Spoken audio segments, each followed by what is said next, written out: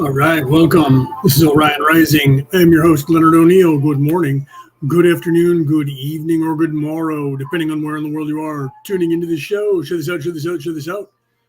All right, it's Friday night. Law of One. Welcome, Penny. Welcome, Reese. Welcome, Cody. Welcome, Rick. Welcome, Denise. Did I miss anybody? No, you guys all said hi. All right, share this out. Share this out, share this out, share this out. All right, let me take down this overlay here, right? And put myself up into full screen. It's Friday. Am I tripping? I know I talked about this in the chat just now, but I've been watching the news on every channel, and they keep saying that Kamala Harris is the first woman nominee for president. And I'm like, what did the official nominee? Wait, so in 2016, did Hillary Clinton in this timeline not become the very first female nominee that ran for president against Donald Trump and lost the vote in the presidency? Did that not happen in this reality? Because I could see if they were saying the first African-American female nominee or the first Indian American, not Native American Indian, but Indian female nominee. I would love to get that Ancestry.com DNA test from Kamala Harris and find out just exactly where that lies, how much she's claiming. I mean, because if she's like 132nd African American, I can claim Native American because I'm more than 132nd Native American. 5%. That's more than 130. That's more than 132nd. I'm 5% Native American. I don't claim it. I could live on a reservation and get paid free money and get housing from the federal government for the rest of my life because you only have to be 132nd or above to do so. So I could do that if I wanted to, but I'm not claiming that because look at me. Do I look like I'm Native American? Right? At least I am Native American, unlike Sacagawea when she was. I don't mean the literal Sacagawea. I'm talking about what's her name? The senator. Liz Warren, she claimed that she was Native American until Donald Trump made fun of her and she went to go get a test and found out she's none. I thought that was hilarious. Not Native at all. None. No DNA from Native Americans. None. I thought that was hilarious. Okay. So I don't know what's going on because they keep saying it. Even Fox. I had Fox on earlier while I was sitting here and I was listening to Fox News, international news. And it wasn't a Democrat that said it. It was somebody who was supposed to be a Republican. I don't remember if she's an independent or not. Doesn't matter. She's a pundit on the Fox News contributor. And she said the same thing. First female candidate.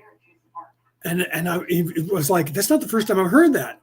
I could see if it's the other side and they were just not paying attention to what's going on. But they've been saying this now all week during the Democratic National Convention.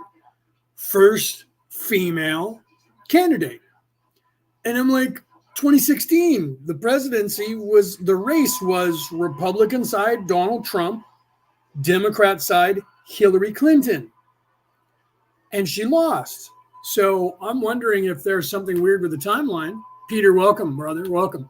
I'm wondering if there's something weird with the timeline because they keep saying she's the first female candidate. Like, but then again, they're also pretending that Donald Trump is the incumbent, that he was the president and currently is the president trying to run for a second term. So they're also pretending that Kamala Harris isn't the vice president of the United States currently, and that she's not part of this regime of Joe Biden. They're pretending Joe Biden didn't exist and that Donald Trump has been the president since 2016, which would be really weird because that's almost 20 years as being the president of the United States. 2016 to 2024, right? That's a long time. In 2 more years, it'd be, or 10 years. I'm tripping, right? 2016 to 2024, 2026 would be 10 years, right? Then he wouldn't be able to be the president because you can only be the president twice and you can't be the president again. So if he had 8 years already and this is the end of his 8 years, he can't be running. So they're pretending that she's not the vice president. She hasn't been in office for 4 years, and that Joe Biden was something else that happened and it had nothing to do with her, and she had no say over any policy whatsoever. Yet she's the one who passed most of the bills because if there's a tie, when they go to vote on it, and she's in the House after the Senate comes up with a bill and they pass it, and then it goes to the House and the House has to vote on it to ratify it. If there is a deadlock tie, the vice president has the authority. They have to vote. Whoever the vice president is votes yay or nay. And she voted yay on every spending bill that has put us into the position that we're in. So it was literally her decision, not Joe Biden's. Okay, literally hers. Joe Biden just signed it after it was approved because he said he would. So she can't get out of that and say, I didn't have anything to do with that, because she voted for it. The reason the country is so far in debt by trillions of dollars right now and the inflation is high, she in fact voted on the Inflation Act. Was a split decision vote. Okay, so there was like 4 different things that she voted on, and all 4 of those things created the scenario, including the allowing people to come across the border, spending money to go over to hundreds of trillions of dollars, not quite, that's an exaggeration, but hundreds of billions of dollars to go to Ukraine, and hundreds of billions of dollars of stimulus money that went out to people, even though we didn't need it, and money for the Fed, so it was in the Inflation Reduction Act, which flooded the market with like $2 trillion. She had to vote on the tie for all those. You can look these up. I'm not making them up. Okay, so she literally is the reason that everything is in the shape that it's in, and she's pretending I didn't have anything to do with that. That was that other guy, and it's all Trump's fault.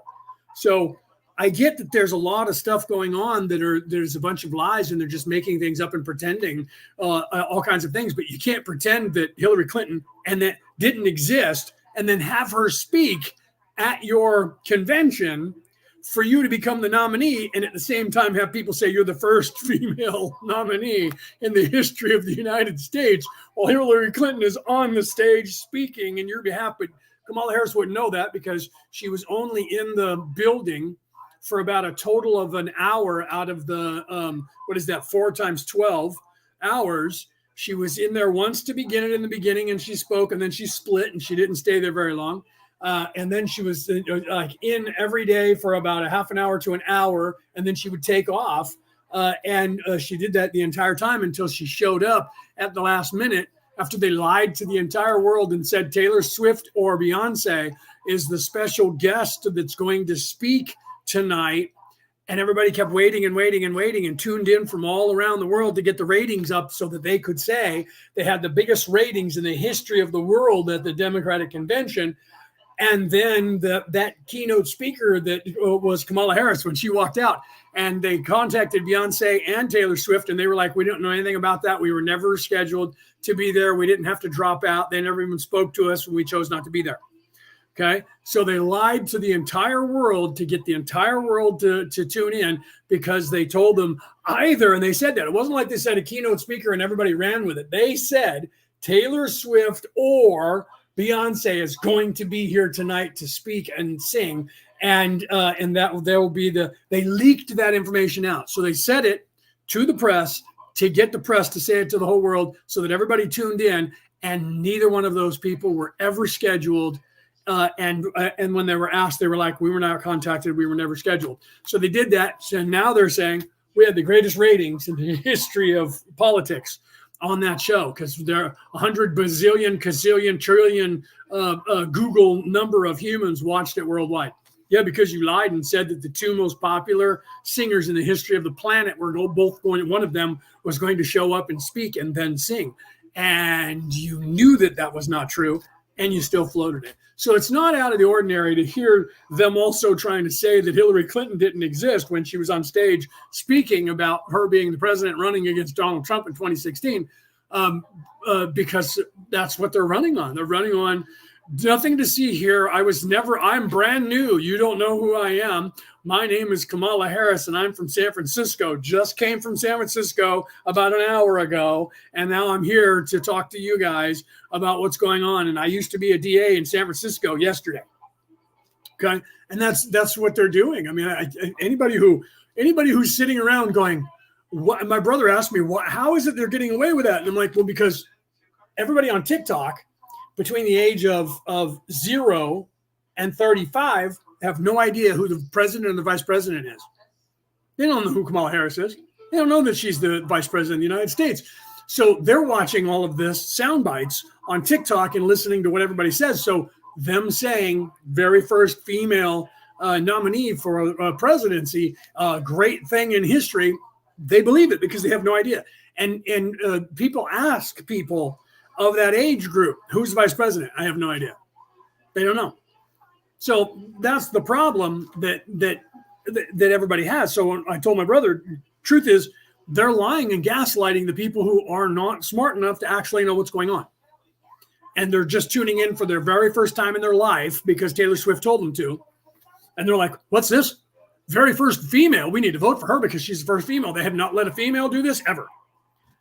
And most of them aren't old enough to remember that Hillary Clinton was running for president, because if they're 30, that means they were 20. That means they have no idea what was going on. They just got out of high school and they weren't watching TV. They weren't watching the news. When dad and mom were watching the news, they were running out of that room as quick as they could. And if they weren't, mom and dad were telling them, get out of the room because we're trying to watch the news.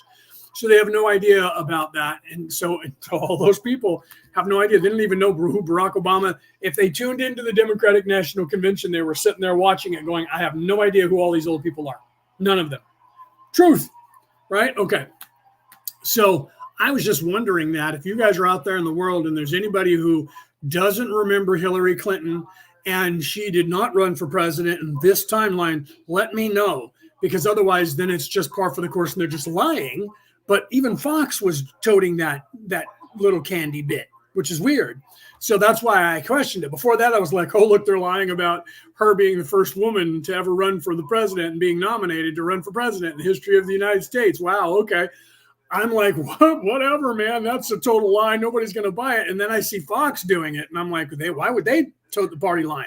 And that's when I started asking you guys, is there anybody else out there that remembers that happening? So I'm curious if there was a shift in the timeline and Hillary Clinton didn't run for president against Donald Trump. So then I'm going to wonder if you guys know who Donald Trump is and if he won the presidency, if he was the 45th president of the United States.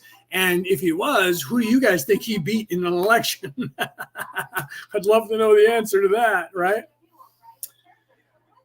Cody says, I was 18 when Bush got elected, and I was so mad, but no one in my class understood. Right. Oh, well, I mean, yeah, you were mad because you were programmed to be mad that Bush, which Bush? I don't know how old you are. There was two of them. There was, unless you don't remember that, there was George Bush Sr. and George Bush Jr. So there was George Herbert Walker Bush, who was George Sr., and then George Walker Bush, who is George Jr. So it's George Jr. You must be, I don't think you're that old. So if you were 18, then that means you were George Jr. And he was elected, 41. So that was George Jr. when he was elected. He was the president in 2001, September 11, 2001. He was the president at the time when that took place. So you're talking about George W. Bush, not H.W. Bush, but George W. Bush. I go all the way back to when I was a little boy, Jimmy Carter, but I don't remember much of that. I remember him being president, but I don't remember the the run up to be president. The first one I remember was 1980 with Ronald Reagan, and I was 13, 14. So, but which is weird because the timeline shifted. So if he ran in 1979 to be the president in 1980, and then ran again in 1984 to be the president in 1985, I was born in 1967. I've done this math several times. I voted, the very first time I voted was for Ronald Reagan in his second term. Let's do the math. Okay. So if I was going to be 20 in 1987, so 1988, 87, 86, 85, I would have been 20, 1918, 84, I would not have been old enough to vote. I would have been 17 years of age and would not have been able to vote because I would have just turned 17 in that September, and that November was when I would have voted. I voted for Ronald Reagan in his second term.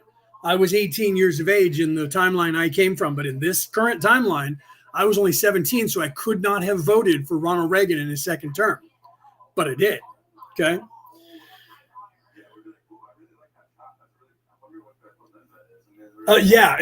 Peter is saying, and you're speaking to the thing, and it's coming in a little bit wrong. He's saying, reminding George Senior George Bush he wasn't in the FBI. He was actually in the CIA. He was the director of the CIA. Not too long after that, he gave up the director of the CIA to run with Ronald Reagan as his running mate. He gave up the directorship of the CIA. So why is that important? Because he was actually in Dallas during the assassination of Kennedy in 1962, John F. Kennedy, Robert Kennedy Jr.'s uncle.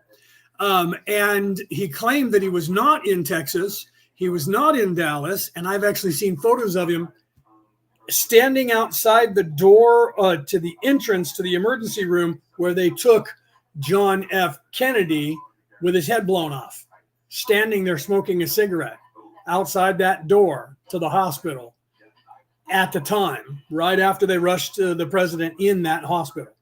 So he claimed he wasn't in Dallas. Then he claimed he wasn't in, but then he said he was in Texas, but he couldn't remember his whereabouts. Weird that you're in the Secret Service and you're in the state and you don't remember where you're at when the president got killed. One of the greatest moments in history, especially if you're in a Secret Service, you're pretty much going to remember. I remember where I was when 9/11 happened.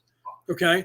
There's no way that he didn't remember that. So he was lying, and he had something to do with it and the cover up.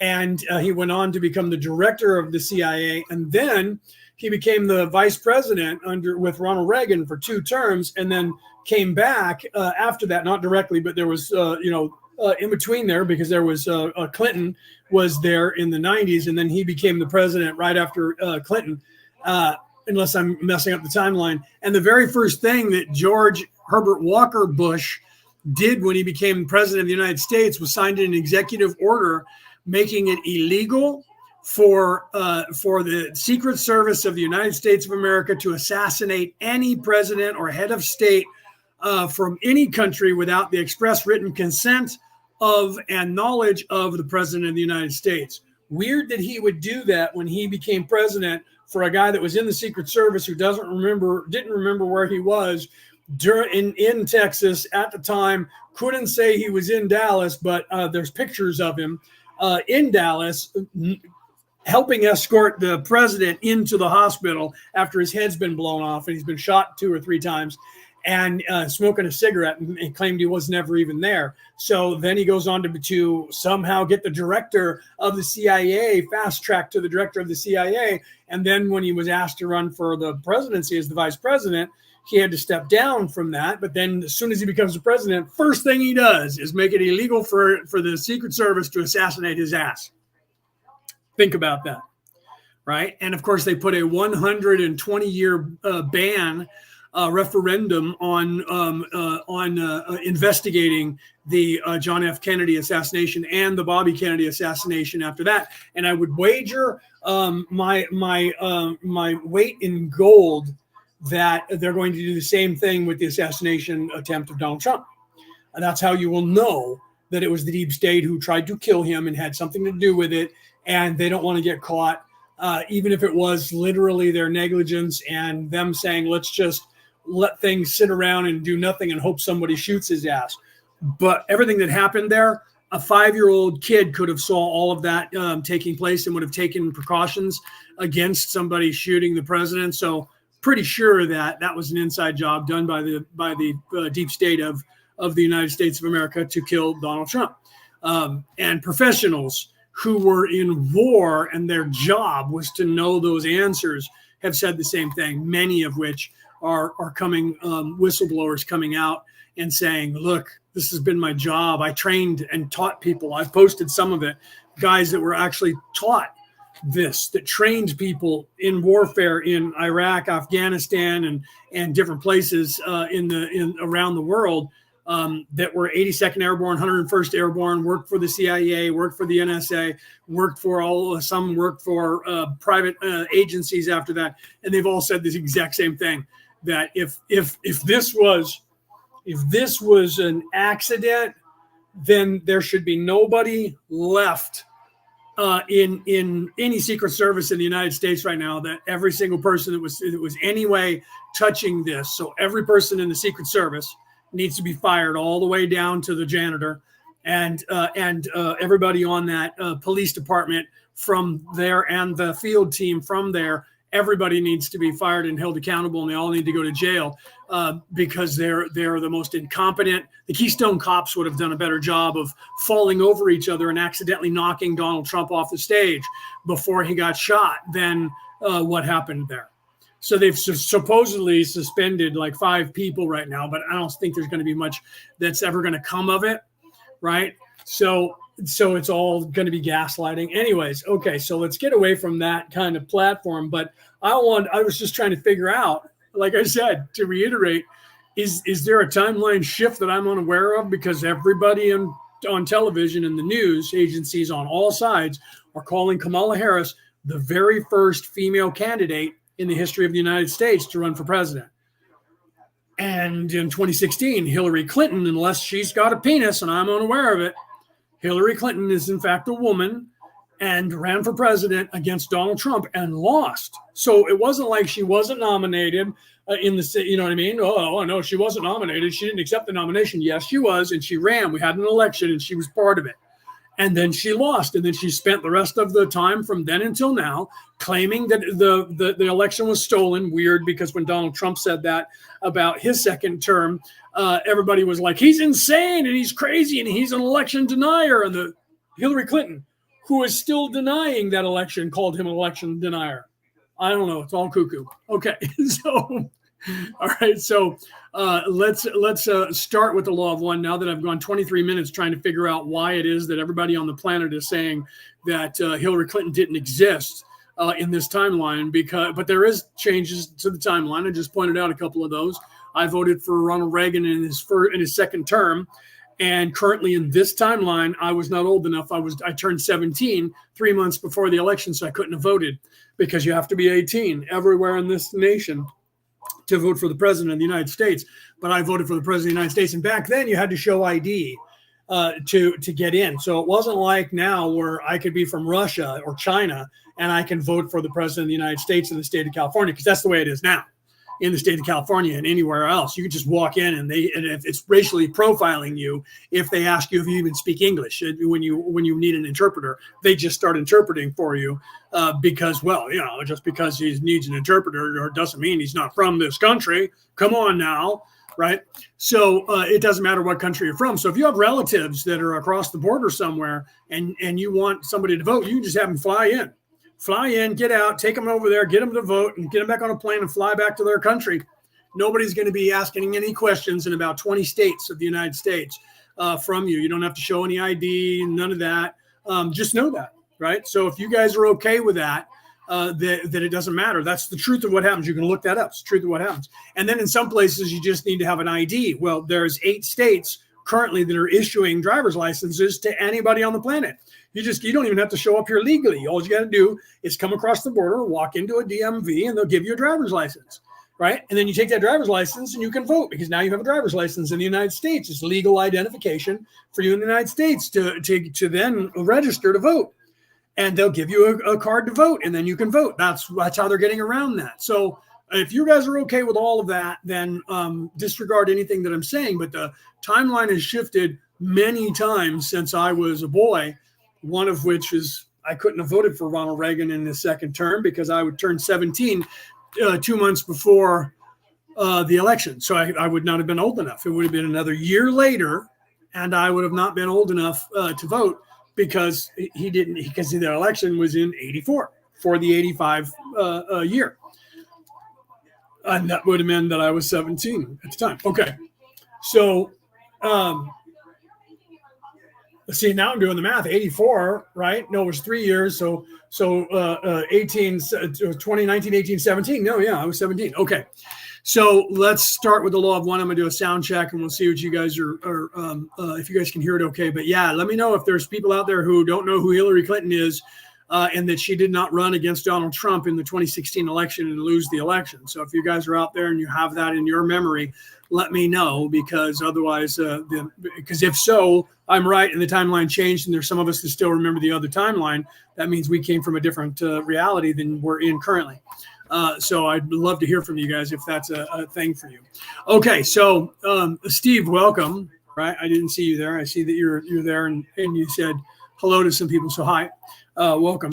All right, so I'm going to go ahead and play and start with the law of one, and you guys let me know if you can hear it okay. And I'll turn up the sound here because I know it's low right now. We'll do a sound check. We'll get started. June 12th, 1981. 57.0 Ra. I am Ra. I greet you in the love and in the light of the one infinite creator. We communicate now. 57.1 Questioner. Could you first give me an indication of the instrument's condition, please? Ra. I am Ra. This instrument is under a most severe psychic attack. This instrument is bearing up well due to replenished vital energies and a distortion towards a sense of proportion which your peoples call a sense of humor. This attack is potentially disruptive to this contact for a brief period of your space/time. 57.2 Questioner. All right, good. Thank you, Penny, for letting me know. Thank you, Rick, for letting me know that you guys can hear it okay, because I did turn it up a little bit. So we are live. I didn't say, right? We are live. Kathy Graves is over there on Instagram, so welcome. So we are live on Instagram, we're live on YouTube, and we're live on Facebook. So share this out to wherever you're at. And hi, Kathy. I hadn't gone over there to take a look to see if anybody was over there on, because it tells me if somebody joins in live over there.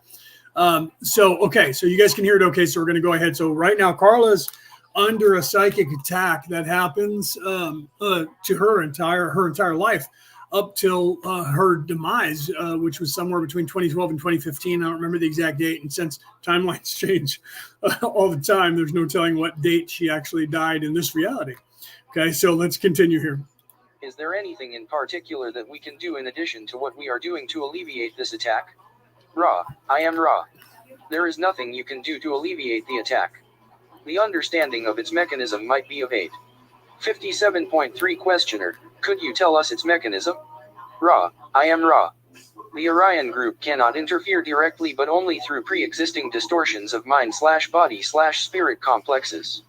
Thus, right. So I wanted to point that out. A lot of people don't realize that because there's not anybody here on world currently, right? If there were, they could try and kill her in the physical here. But they left right after they got here. They weren't here very long. And then when a group of us showed up chasing them, they ran for the hills as fast as they could. But they left these yahoos in charge down here, right? So they convinced the people who were the descendants of the Luciferians, the descendants of Lucifer, who was one of the leaders from Atlantis, who are the people who came here that were from the people Errol's group, the aliens that came through that didn't happen in Roswell, New Mexico in 1948, when there wasn't a crash in Roswell, New Mexico, and there wasn't survivors. And one of the survivors wasn't a female gray alien called Errol, who wasn't a drone. And the person occupying that drone or controlling that drone wasn't an alien named Errol that was sitting in a spaceship parked on the outskirts of our solar system, and she didn't talk through telepathy to a female nurse that didn't exist at the military base on Roswell, New Mexico, and didn't work for the CIA and the military intelligence to interview her over a course of 3 to 4 months at the time, and then keep as much information as she could and rewrite it all down just before her demise in 2016, and didn't get that information out to a reporter who got that information out to myself and many other people. And I didn't do 23 episodes talking about that incident that didn't happen. And she didn't refer to the people, the Moldekians, the Atlanteans, as the old guard, group of people that used to occupy this area that they were not at war with and didn't fight against, and none of that ever took place. And there wasn't a civil war on this earth between two factions of what we referred to, and all the people down here referred to, as the War of the Gods, saying that there was an alien species that was attacking one another. There was a civil war, and the old guard, the Luciferians, who are now the Illuminati people, and wrongly so, who everybody calls the Anunnaki. They were stranded here, so that's where that theory comes from, that that this is a penal colony, and that people were doing genetic engineering to the human race, because they were trying to do genetic engineering to the human race, the evil people who were Atlanteans. And there was a civil war, and the good guys won, but the bad guys said they defeated the bad guys and they left. And they did not. They lost, and they were stranded here with no spaceships, no technology. And so they were the penal colony. And so because of that, they've been working since then to try and regain space flight so they could get the hell out of here. They got space flight, but the people are still here. Some of their descendants are still here because they left behind most of the people that were still down here, because they had to interbreed with humans, and they lost most of their brain capacity, and their skulls are regular human skulls now. They're not this elongated, huge skull with a big brain. All that was bred out because, weirdly, the Neanderthal humans have a superior DNA, and their gene pool was breeding out those things from these Luciferians, these Moldekians, these evil Atlanteans. Were getting rid of their DNA, and the human DNA was taking over. So most of them that are here now, who claim superiority from the Illuminati and that we are superior in every way, they're just humans now. Their IQ is not any higher than the IQ of the humans on this planet, and they just barely got space flight in 1938.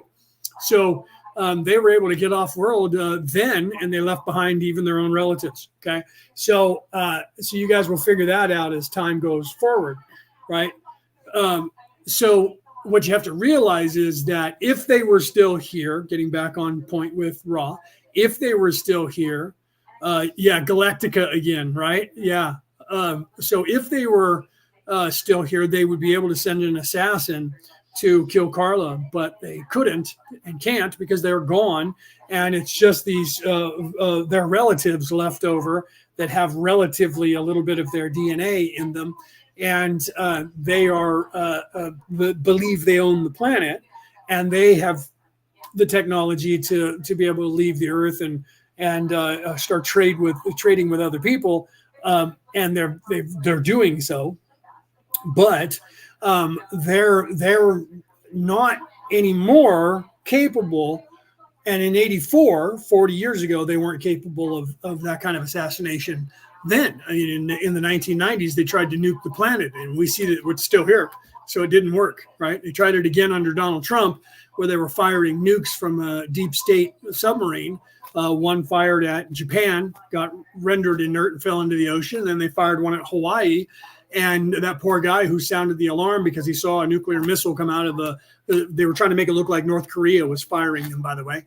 And he thought there was a missile going to hit Hawaii, and he sounded the alarm, and then it fell into the ocean. And they fired him and told him that he was a moron for doing that. And he was like, there was a missile. Well, where is that missile? Would it just disappear? Yeah, it actually did.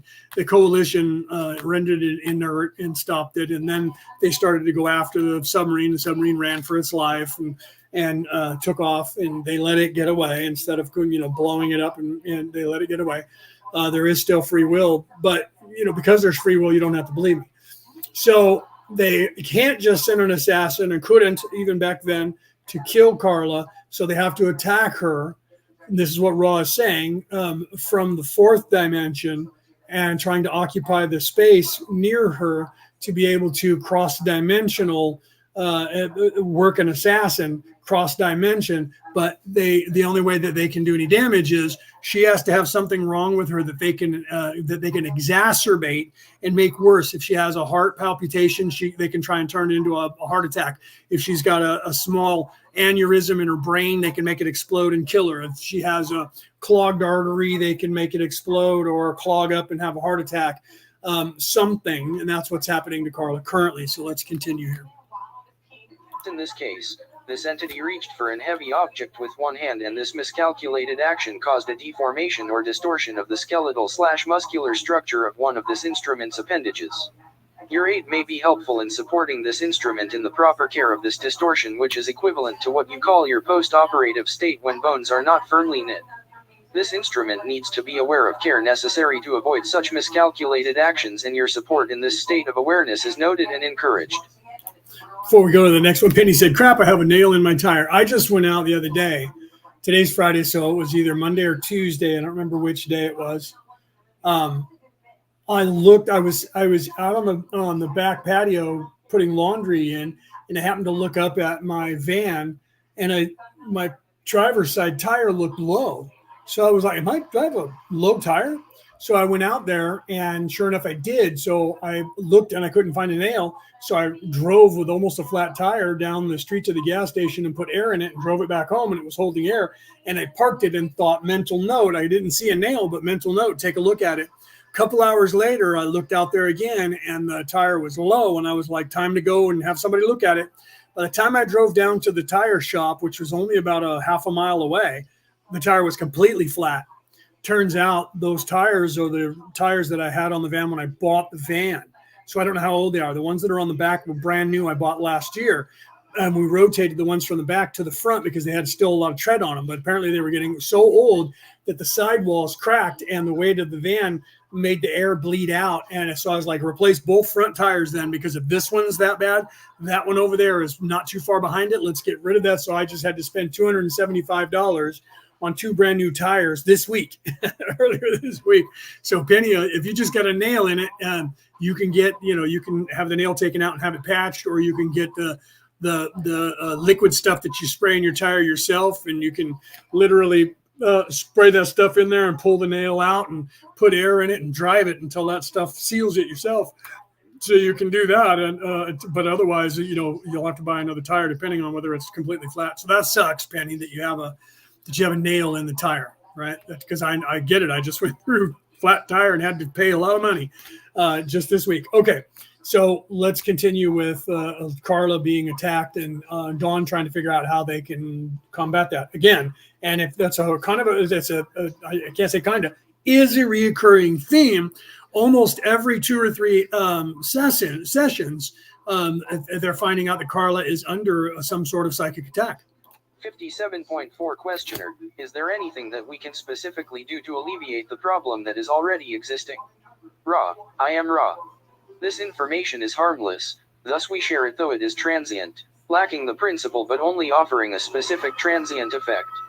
The wrist area should be wrapped as in the sprained configuration, as you call this distortion, and what you call a sling may be used on this distorted right side of the body complex for 1 diurnal period. At that time symptoms, as you call these distortions, shall be reviewed and such repeated until the distortion is alleviated. The healing work to which each is apprentice may be used as desired. It is to be noted that a crystal is available. 57.5 Questioner, which crystal is that? Ra, I am Ra. The flawed but sufficient crystal which rests upon the digit of this instrument's right hand. 57.6 Questioner, would you tell me how to use that crystal for this purpose? Ra, I am Ra. This is a large question. You first, as a mind/body/spirit complex, balance, and polarize the self, connecting the inner light with the upward spiraling inpourings of the universal light. You have done exercises to regularize the processes involved. Look to them for the preparation of the crystallized being. Take, then, the crystal and feel your polarized and potentiated balanced energy channeled in green ray healing through your being, going into and activating the crystal and regularity of frozen light, which is the crystal. The crystal will resound with the charged light of incarnative love and light energy, and will begin to radiate in specified fashion, beaming, in required light vibrations, healing energy, focused and intensified towards the magnetic field of the mind/body/spirit complex which is to be healed. This entity requesting such healing will then open the armor of the overall violet/red ray protective vibratory shield. Thus the inner vibratory fields, from center to center in mind, body, and spirit, may be interrupted and adjusted momentarily, thus offering the one to be healed the opportunity to choose a less distorted inner complex of energy fields and vibratory relationships. 57. Right. So welcome, Carly. I see you there. Carly Evans just popped in and said hi. If you don't say hi in the chat, I don't know that you're here. I just see numbers and that's it. Okay. And it looks like Cody said, Storm, finish watching later. So depending on where you're at, I'm here in California, in the central part of Northern California. I guess it's called Northern California because I'm a little bit past halfway from the Mexican border, in the Sacramento area, and we're covered with clouds out here right now because there's a storm front that came down from the north, and we don't have any rain here, but we're too far south for that. But and then here we are. But this time next week, it's going to be 100 degrees here again. Monday, Tuesday, Wednesday, it's supposed to be 100 and some odd degrees here again, about 100, 102, 103 degrees. Right now, it's like 70 out there and chilly. Crazy, right? All right, let's continue. 10.7 Questioner, should the crystal be held in the right hand of the healer? Ra, I am Ra. This is incorrect. There are two recommended configurations. The first, the chain about the neck to place the crystal in the physical position of the green ray energy center. Second, the chain hung from the right hand, out. Yeah, Carly, I figured you must be Australia. Rick is from Australia, and he just woke up just before the show, was saying he just woke up. So I know that the time there is like right now, it's like 8:45 a.m., depending on where you are, because Australia's pretty big. So depending on whether you're in the east or the west, the other way around, west, east, right? So it's 1 hour or two difference. So it's either 8:45 or 9:45, I think, where you're at. But yeah, welcome South Australia. All right, let's continue. Stretched, wound about the hand in such a way that the crystal may be swung so as to affect sensitive adjustments. We offer this information realizing that much practice is needed to efficiently use these energies of self. However, each has the capability of doing so, and this information is not information which, if followed accurately, can be deleterious. 57.8 Questioner, would an unflawed crystal be considerably more effective than the flawed one that we now have? Ra, I am Ra. Without attempting to deem the priorities you may choose, we may note that the regularized or crystallized entity, in its configuration, is as critical as the perfection of the crystal used. 57.9 Questioner, does the physical size of the crystal have any relationship to the effectiveness in the healing? Ra, I am Ra. In some applications concerning planetary healing, this is a consideration. In working with an individual mind/body/spirit complex, the only requirement is that the crystal be in harmony with the crystallized being. There is perhaps a lower limit to the size of what you may call a faceted crystal, for light coming through this crystal needs to be spread the complete width of the spectrum of the one to be healed. It may further be noted that water is a type of crystal which is efficacious also, although not as easy to hang from a chain in your density. Right. So you have to realize, most people don't realize that because crystal or crystalline structure is like glass, and we use it to make glass, and that water. So water is a crystal as well, and this glass, which was sand, is also a crystal. So people don't realize that liquid and solids are the same, but slightly different in properties, right? So that's why water, I don't remember who the name of the person, welcome Reese, by the way, I didn't say hi.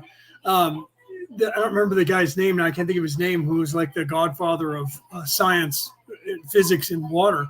I read his book, and I can't think of his name right this second. I wasn't thinking about physics. And he was trying to, he's the father of thermodynamics. He was trying to to point out that water is viable and is you can charge it with energy. Now the Egyptians knew that. If you look at the pyramid and the pyramidal structure, that they actually, if you go under the pyramid, you realize that there's an aqueduct down there, and or an aquifer down there. And right now it's dried up, but at once they used to have water underneath there, and it used to lap up against the bottom of the pyramid. And by doing so, just by waves moving, because the Nile was brought right up to the pyramid, there was a dock. They've uncovered a dock that was only about 100 yards or 200 yards away from the pyramid at Giza. So the Nile at one point flowed right up to that, and there was an underground river that is still there, and it used to flood. It used to go underneath the Sphinx and the pyramid.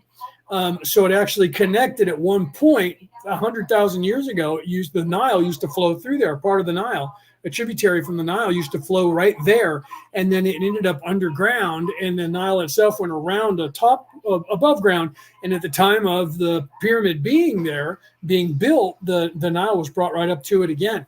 So there's a lot of theory about how they got the stones there by bringing boats there and using the lock system to build the pyramids. A good friend of mine has written a book about it. And in fact, he has a website called the Pyramid Water Pump, or the Pyramid Pump. You can go and take a look at that. And he's been talking about it for years, and he actually has more of he can prove where nobody else can prove any theory. Aliens built it, no proof. The slaves built it, still no proof of that. They can't duplicate what they claim is what the people did to move those big blocks. But his theory actually does prove that it's viable. It could happen exactly the way he claims that it did. And I've had him on my show several times. He and I are friends. And I mean, we haven't met physically in real life, but we've been friends for about 10 years or close to it in the industry. So I was just talking to him day before yesterday, as a matter of fact. So you should look into that idea. So water, you can charge it with energy, and stirring water, churning water creates energy in there. So water, as is flowing naturally, as it ebbs and flows in rivers, there'll be areas where it'll have like an eddy, and it'll actually spin that charges the water with certain properties and positive energy. Water droplets. This is why people love to take a shower. There's a little teeny film that makes up raindrops or a drop from a shower of water. And that little teeny film that makes the water droplet in the air and holds the water in a droplet is a negatively charged ion. And when that hits our skin, that negatively charged ion, when it bursts and the water hits our skin, and the energy is released from that negatively charged ion, and that negatively charged ion reacts in our body as a positive energy that makes us feel good and creates endorphins in our brain and gives us energy. That's why when it starts to rain, people love to go out and play in the rain because it feels good. They look up at the rain falling on there. And the same thing why we created showers and we like to take a shower. It's because it makes us feel good, not just the warm water or the hot water beating on you, which also does the same thing because it has an effect of a massage effect on our bodies. And the heat helps the muscles to loosen up. But on top of that, science knows that on top of all of that, the negatively charged ions that are in that water droplet. So that's just by converting the water from the way it is to individual droplets. By aerating it, that creates that. It's already that energy is already inherent in water, in the properties of water itself, because it is a crystalline structure. It is no different than a hard crystal. The hard crystal just moves slower. Glass is a liquid. You just don't know it. If you don't realize that, you can look at any building, especially houses that have window panes. And if you go and find a house that's 100 years old or more, and you measure the window pane itself down towards the bottom, down at the bottom, you're going to find that the glass is thicker than it is at the top because it's been sitting there and it's moving so slow that it's taken like 100 years for that to start to settle down at the bottom. It moves so slow we don't see it. We think this is a solid, and it breaks when we drop it on the ground or hit it with something, and it breaks into pieces. It's just trying to remove itself and go back to the sand particles that it was before. But even sand that you step on, you get the granules on you, and it's like sandpaper, right? And that's actually a liquid. So science knows this. Okay, so you have to realize that stuff. Caroline, welcome. So science knows this, and you have to actually realize that. So Raw's talking about that, but it's hard to wear a necklace of water on this planet because it is a liquid. You'd have to wear a liquid inside of something, so you would have to put it in a solid to be able to have it there. So that's funny that Raw even brought that up. 57.10 questioner. Placing this end of this pencil sitting on my navel, would the point of it then represent the position where the crystal should hang for proper green ray? Is this position correct? Ra, I am Ra. We attempt your measurements. From 2 to 5.4 centimeters towards your heart is optimal. 57.11 questioner. Oh, Danny, welcome. I didn't see you there. I just happened to look up and saw your name. So Danny, welcome. Like I said before, if you're new here, show this out, right? So make sure you guys share this out and get some more people. All right, so let's continue. Using this piece of wood then, I would determine the position between the piece of wood and my navel. I would determine the position to be approximately the top of the piece of wood. Is this correct? Ra, I am Ra. This is correct. 57.12 questioner. How does the healing that you just told us about relate to the healing done in the King's Chamber in the Giza Pyramid? Ra, I am Ra. There are two advantages to doing this working in such a configuration of shapes and dimensions. Firstly, the disruption or interruption of the violet/red armoring or protective shell is automatic. In the second place, the light is configured by the very placement of this position in the 7 distinctive color or energy vibratory rates, thus allowing the energy through the crystallized being, focused with the crystal, to manipulate with great ease the undisturbed and, shall we say, carefully delineated palette of energies or colors, both in space/time and in time/space. Thus the unarmored being may be adjusted rapidly. This is desirable in some cases, especially when the armoring is the largest moiety of the possibility of continued function of body complex activity in this density. The trauma of the interruption of this armoring vibration is then seen to be lessened. We take this opportunity to pursue our honor/duty, as some of those creating the pyramid shape, to note that it is in no way necessary to use this shape in order to achieve healings, for seniority of vibration has caused the vibratory complexes of mind/body/spirit complexes to be healed to be less vulnerable to the trauma of the interrupted armoring. Furthermore, as we have said, the powerful effect of the pyramid, with its mandatory disruption of the armoring, if used without the crystallized being, used with the wrong intention, or in the wrong configuration, can result in further distortions of entities which are perhaps the equal of some of your chemicals which cause disruptions in the energy fields in like manner. 50. Right, so before they move on to the next question here.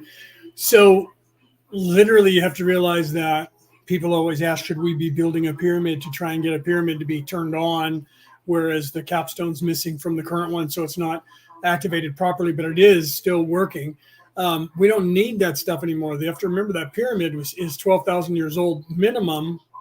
Robert Schoch and a few other people think it's far older than that. But let's just assume that the Egyptians are right and it was only built about 12,000 years ago. Literally they were saying about 20 years ago, they were saying it was built 1,000 years ago. Or then it was 2,000 years ago, then it was 3,000 years ago. And the human race was only 2,000 years old, maybe 3,000 or 4,000 years old maximum until about 5 years ago. And then they were like, well, we might be 12,000 years old. And today they're like, okay, we've been here for like hundreds of thousands of years. And it's possible that, because they can't deny things like 75,000 years ago. I mean, we literally have a couple of places that we've discovered and dated back to a destruction of a global society that died out 77,000 years ago, meaning those people went from caveman to a global society with better technology than we have now, only they didn't have machine technology like we do in computers like we do. They were crystalline, which is weird because the Australians were saying that there was these people that were crystalline, had crystalline ships and used crystals to fly around the earth in spaceships that came to Australia thousands and thousands of years ago. And everybody said the Aborigines in Australia were just making up stories, and oops. And now we have actual scientists saying the same thing, and not based on what the Aborigine elders were telling people, but based on what we found in other parts of the world. Wow, weird. So now science is caught up with these old scrolls that have been out there in spirituality talking about destructions of the human race, like, for instance, the ones in the Colburn Bible in Scotland that came out of Egypt with Moses. He wasn't the one that had them, but there were priests that were with that Exodus that came out of Egypt, who brought Egyptian scrolls telling of a time, two or three destructions of the earth prior to the deluge, the flood. And just up until about 20 years ago, the flood was the only destruction of the human race that ever occurred. And now we know that didn't happen. That only happened about 12,000 years ago. So that's why they acknowledged, well, we might be 12,000 years old. Well, wait a minute. That means that there was people that lived on the earth prior to the flood. Well, then we might be a little bit older than that. Now we literally have stuff that dates back to more than 77,000 years ago that we're aware of. The Sphinx dates back to, according to most people who have investigated it, Robert Schoch and a few other people, that it is at least 128,000 years old. That it wasn't built 12,000 years ago when the pyramid was built. The pyramid was built about 12,000 years ago, but the Sphinx was already there. So they know this now. And the Sphinx was buried for most of the time. There's pictures of it from the 30s and the 40s when Napoleon went there and shot the nose off with cannons.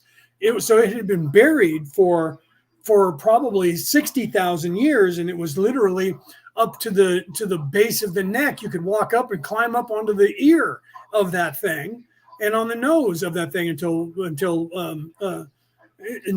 he shot off the nose with the cannons for target practice to prove that he was not afraid of the gods of Egypt and that he was in charge when Napoleon went there. But the pyramid was already there and above ground. Okay, it was already there and above ground, and he went into the pyramid and came out freaking out. Whatever it was that scared him to death when he came out, he was afraid. But he never spoke about what he saw in there, or what he felt in there, or why he was afraid. He's probably just afraid of the dark.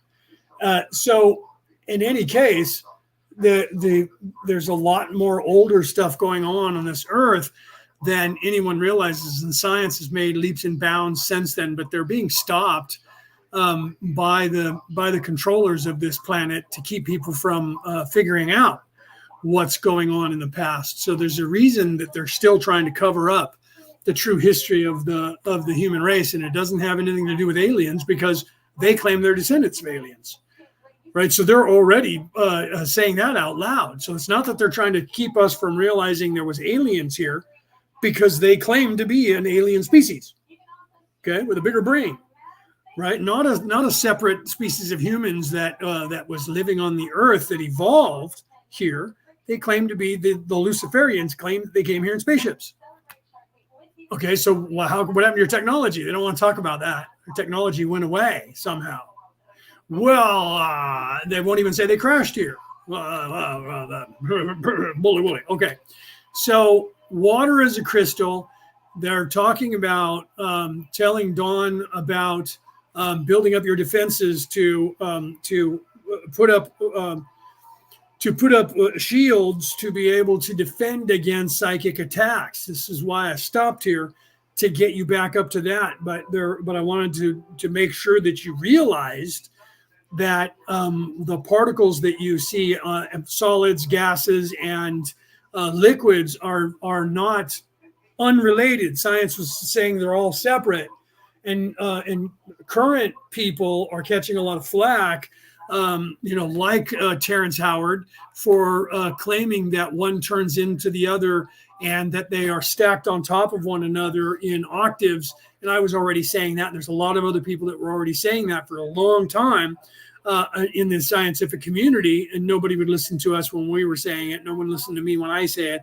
I did a whole hour show on it back on 2021 or 2022 on Earth Day, and people just blew past it, like as if I was just making things up, but I was actually showing you with visuals, showing you how a particles stack on top of one another and how they're all related, and they just change in energy from one thing to another.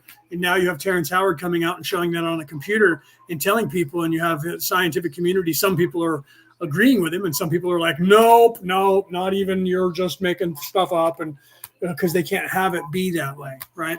Because they don't want it to be that way. It doesn't make them any money, and there's some truth to it, and that's what they're trying to hide from everybody, as well as what's actually the knowledge, the secret to the universe as far as ascension. They can't have you knowing any of that stuff because they need you to stay a slave and stay stuck here on this earth, just recycling over and over, and just living your life wanting clicks, likes, money, power, fame, glory, and the like, just eating of the tree of life and living in this particular prison that they have constructed by usurping the matrix.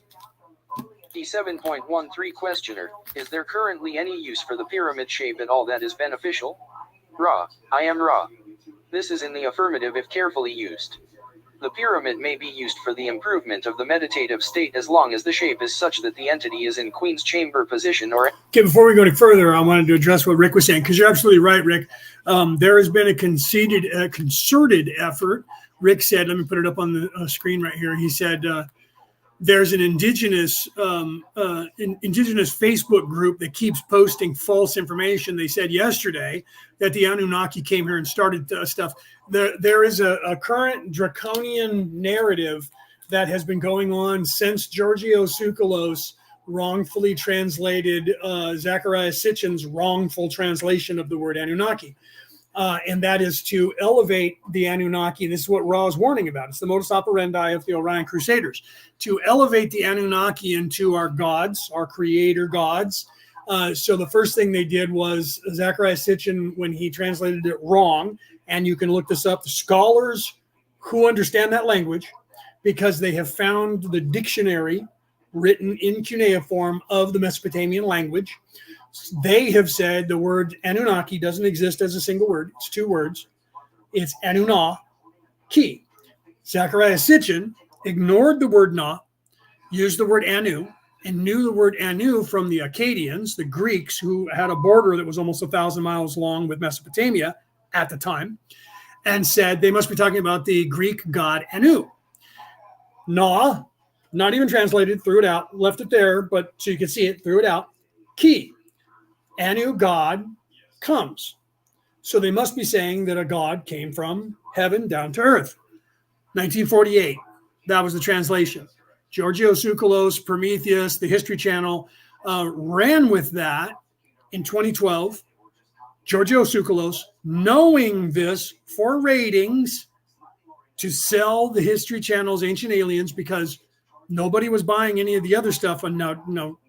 Don't think that I'm a UFO denier. I've been a UFO researcher since I was 8. If you've never been here before, I created and own Ancient Aliens Worldwide, the Facebook group that is currently keeps going up and down from 300,000 members to Facebook deleting about 70,000 of our members, and then us moving up to about 320,000 members, and then them deleting about 30,000. This has been going on for about 6 years now. They for whatever reason, won't allow us to get over 300,000 and stay that large. But it is the largest UFO hunting group on the face of the earth that is not an individual website. So I'm not coming from a place of I'm trying to deny aliens existing, okay? But Giorgio Tsoukalos in 2012, then instead of saying the god Anu came down from heaven, he furthered that, purposefully misleading the audience, and said those from the heavens came. Okay, so now he's claiming that Anunnaki means the words "those from the heavens came." Then, so first, the words Anunnaki mean the god Anu came. So it doesn't mean a species. Never did mean a species. Okay?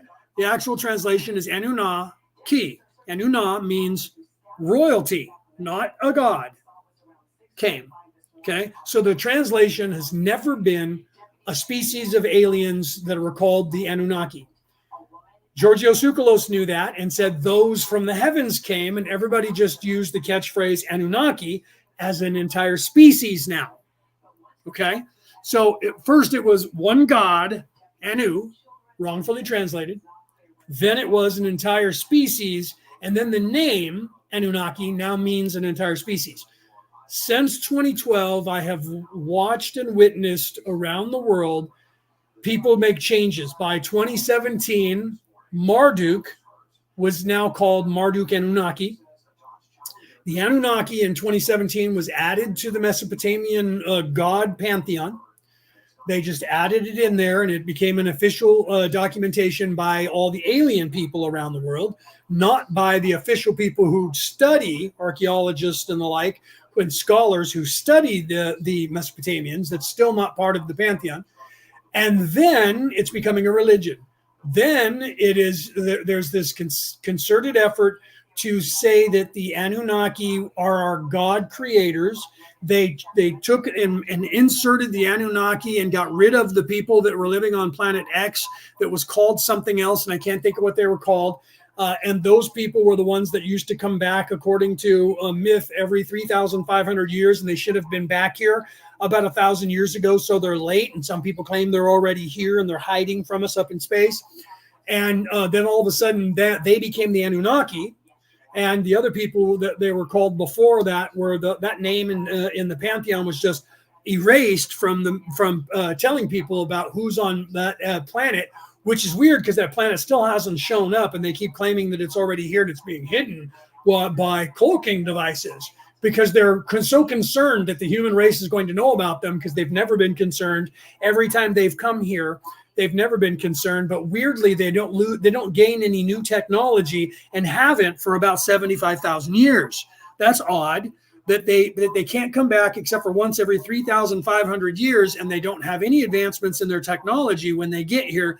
Yet we, in the last 150 years, went from sailing boats with oars and riding horses, drawn carriages, to spaceships flying to the moon and smartphones and computers in 150 years. Imagine where we're going to be in 3,500 years from now. But this group of people doesn't have any advancements technologically at all in history, and they just keep coming back in the same spaceships every 3,500 years, and they still haven't solved the problem of their atmosphere needing more gold in the atmosphere, and they keep returning to mine gold from the earth over and over for the last 75,000 years with the same technology every 3,500 years, and I'm supposed to buy that shit. Okay, just saying. So now you have, and Rick rightly talking about it, now you have people around the world that are claiming the human race didn't exist until the Anunnaki got here. Weird, because now the Anunnaki got here further back in time, and they're good people. I've seen people on Facebook and YouTube and all over that say the Anunnaki were the ones who came here and taught us agriculture and all of that, which is weird because that was Zeus and Apollo and the gods. So now the Anunnaki are taking over the Roman and the Greek god pantheon. So now those gods are becoming the Anunnaki. So now the gods of the Mesopotamians are the Anunnaki. Now they're replacing the Greek gods and the Roman gods as the Anunnaki, which means that they're also going to replace the Viking gods, because Georgios Tsoukalos told us that when the people in the Greek people were talking to their gods and they said, we have to leave to go and teach the Hyperboreans. And they're claiming that's who the Vikings were, according to the gods, were the Hyperboreans. And because they said to the gods, well, where are those? They live far up to the north. You've never met them. Okay, so now that the people up to the north, who are the Vikings, they claim their gods taught them this stuff. So now they're going to take over all of the gods. So now Zeus, Apollo, and all the gods and all the Greek gods are no longer those names. They're Anunnaki people that were of those names, and now they're moving into the taking over the Viking gods too. So now Thor and Odin and Freyr, they're also Anunnaki according to them, which means that the Japanese gods and the Chinese gods will also be Anunnaki. The Hindu gods, Krishna and Shiva, they're going to be Anunnaki tomorrow or the next or a year from now. So pretty soon now it's going to be there was no ever any other gods besides the Anunnaki. That's what's happening. And I see it taking, and these people are starting to tote this around the world that they were good people. Well, I remember back in 2012 when they were evil and came here and enslaved everybody and were, but wait, they also, people are making a fuck ton of money talking the narrative up about the Anunnaki. So it's not going to do anything but evolve into more and more money-making scheme, because like everything else, they're getting likes, they're getting clicks, they're getting paid, they're getting money. So you're going to see it. It's not going to stop, Rick. They're going to continue to go, right? So what's Rick saying here? He says, the name here at Uluru for the culture, let me put this up on the screen so you guys can see and I'll read it to those of you who are listening on the MP3 broadcast. You can't read that anyways, right? So their name at Uluru for the culture is, what is that? Osis. I can't even, I'm sure I'm slaughtering this, Rick. It's OIS, first word, right? OIS, second word, ANGU. So I guess that's a take on Anunnaki, right?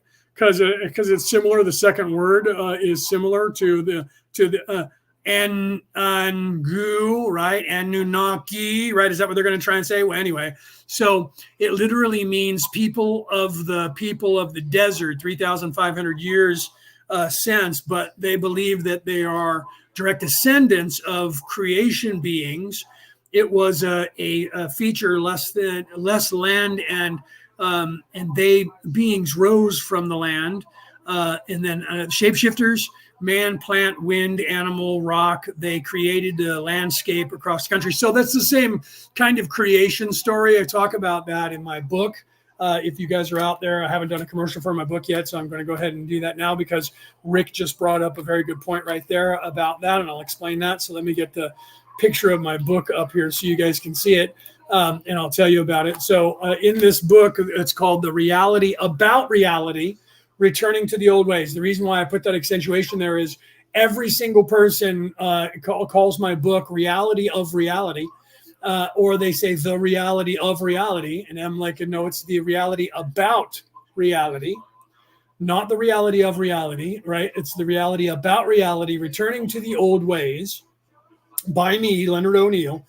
It's on sale worldwide online. You can look it up. I've looked it up and found it in 17 different countries that are not even English, let alone all the English-speaking countries around the world. And it is currently everywhere on the planet. I don't know if I even saw it in Japan. I don't think it's in China. I don't think it's in any communist country because they don't allow any kind of spirituality or even the idea of aliens. And that book covers both. So in there, I talk about, I was just reading my own book, as a matter of fact, doing spell checks on it because there were a few things that I didn't catch and that apparently the editors didn't catch. There's been at least 3 that I found. One that was 2 that were completely obvious, and a third one that I could see that they would not understand that. It was the word understand, and it said understand, not understand is what I was supposed to have said, and somehow they translated that to understand, not understand, because whatever program they're using to edit it, because it wasn't a human reading line for line. I'll tell you that right now. It was a AI that was editing my book from my publisher because they didn't change a couple of words that were spelled right that were the wrong word in that place, like which do you use? And there was one that I've seen where the word in and the word in was right after it, so it doubled up in great AI fashion. Unless I typed it that way, because I might have typed in, because I've done that a couple of times where I meant to say in, and then I typed it 2 times because I stopped typing and didn't look down and typed it again. So that's possible, but I missed it in approving the editing, and apparently the editor missed it altogether, and we got it approved. I haven't finished the book, but I'm a little more than halfway of reading of my own book. So in there, I talk about exactly what Rick is talking about here. where he's saying that with this creation story, if you look at all religions and you ask what their creation story is, if you Google it, it'll say the creation myth, because Google is run by secularists who don't believe in anything spiritual. It doesn't exist because they're in service to self, not in service to others. But they talk about the creation, and in that creation, like we're seeing here, and I'll read that to you again, it's very similar. If you know anything about creation stories of Japan, the Viking creation story, the Hebrew creation story, just about every creation story, there's a varied version, slightly varied, that is almost identical to this. So according to this, 3,500 years ago, right? Or more, right? So they believe that they're direct descendants of a creator beings, and it was featured, less land, and they belonged. These beings rose from the land, shapeshifters, right? Man, plant, wind, animals, rock. They created the landscape across the country. So the Viking, most of these people, including the Mesopotamian creation story, Marduk kills his grandmother, who is now evil because she was revenging her husband's murder by her own children, who she warned that her husband was going to kill them if they weren't partying, if they wouldn't stop partying and being loud and not letting him sleep. So they decided to kill their own father before, and they were all gods, by the way, so gods can't die, but yet they killed each other. And then they say that Marduk, when he killed Tiamat's dead but not dead, and she's in the earth and she's sleeping. That was also the theme of most of the creation stories when you go back far enough. So Marduk is a dragon, and Tiamat kills her, and then they use her skull to make the night sky, and her teeth become the mountains, and her blood becomes the waters. And then in the Viking pantheon, you have Odin killing the frost giants, and one of the giants, I don't remember his name right now, but they killed him, and again separated everything into the heavens and the ground, and his teeth became the mountains, and his blood became the river, and the armpit, the cow came out of his armpit. Or was that the Japanese? Same thing with the Japanese. There was a giant that got killed, and then the islands of Japan became a place, and then the waters were the blood, and the sky was the dome of the skull. And so you have the same very similar creation stories around the world that have to do with everything. And even the Hebrew Bible of God created the heavens and the earth and the dome of the sky, and the pinpoints that are holes in the fabric of night that make up the stars, because they didn't believe that they were bodies, celestial bodies. They were in fact just holes that were punched in the sky, and you were seeing the light of the sun that was veiled by the darkness. Not that it was that they didn't understand that the planet is facing away from the sun, therefore it's dark.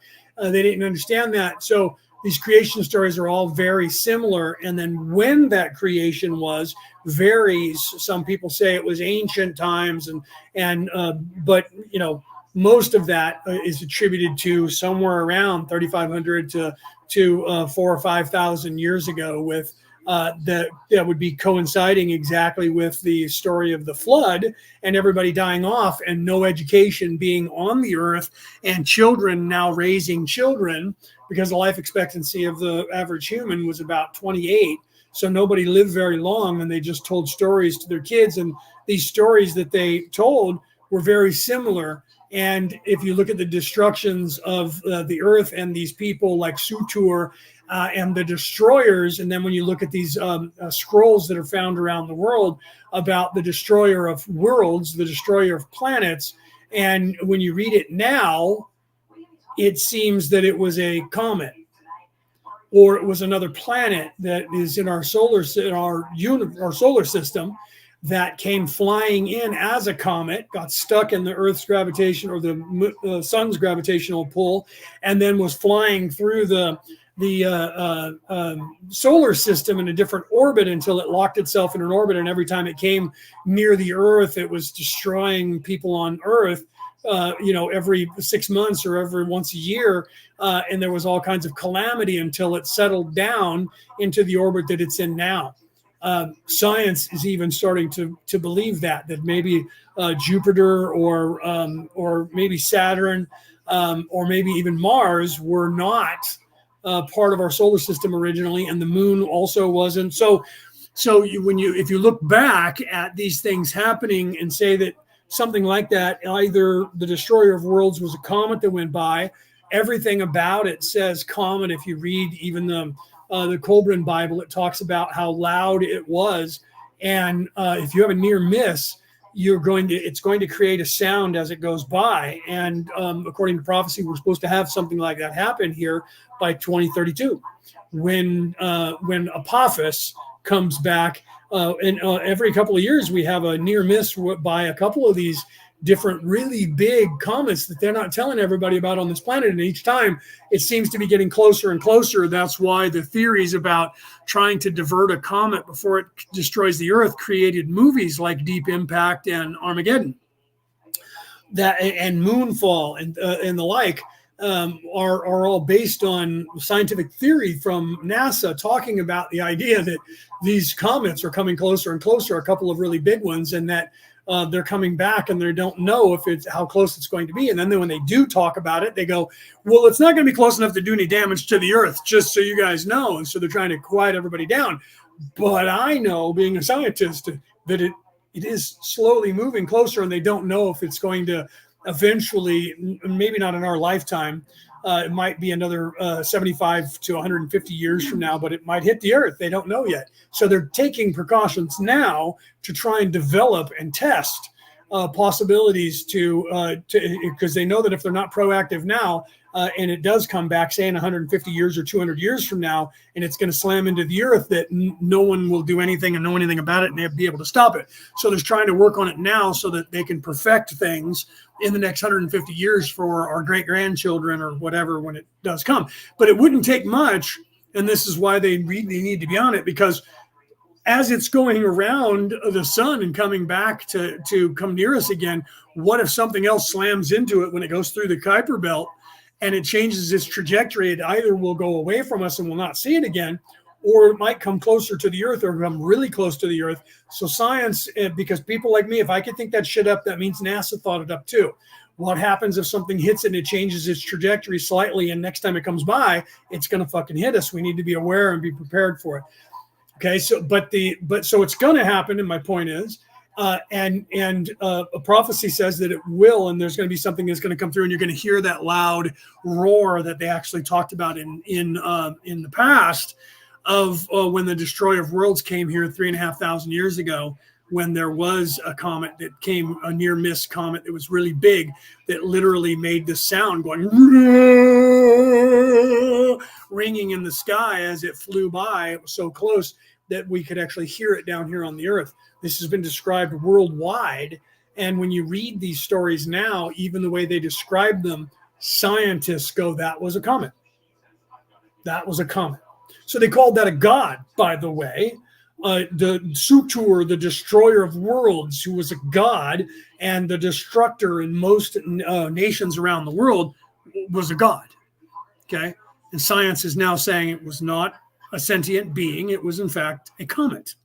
Okay. That is exactly what the way a comet reacts, and what all of the outcomes of said comet would act to this Earth if it was a comet that came through.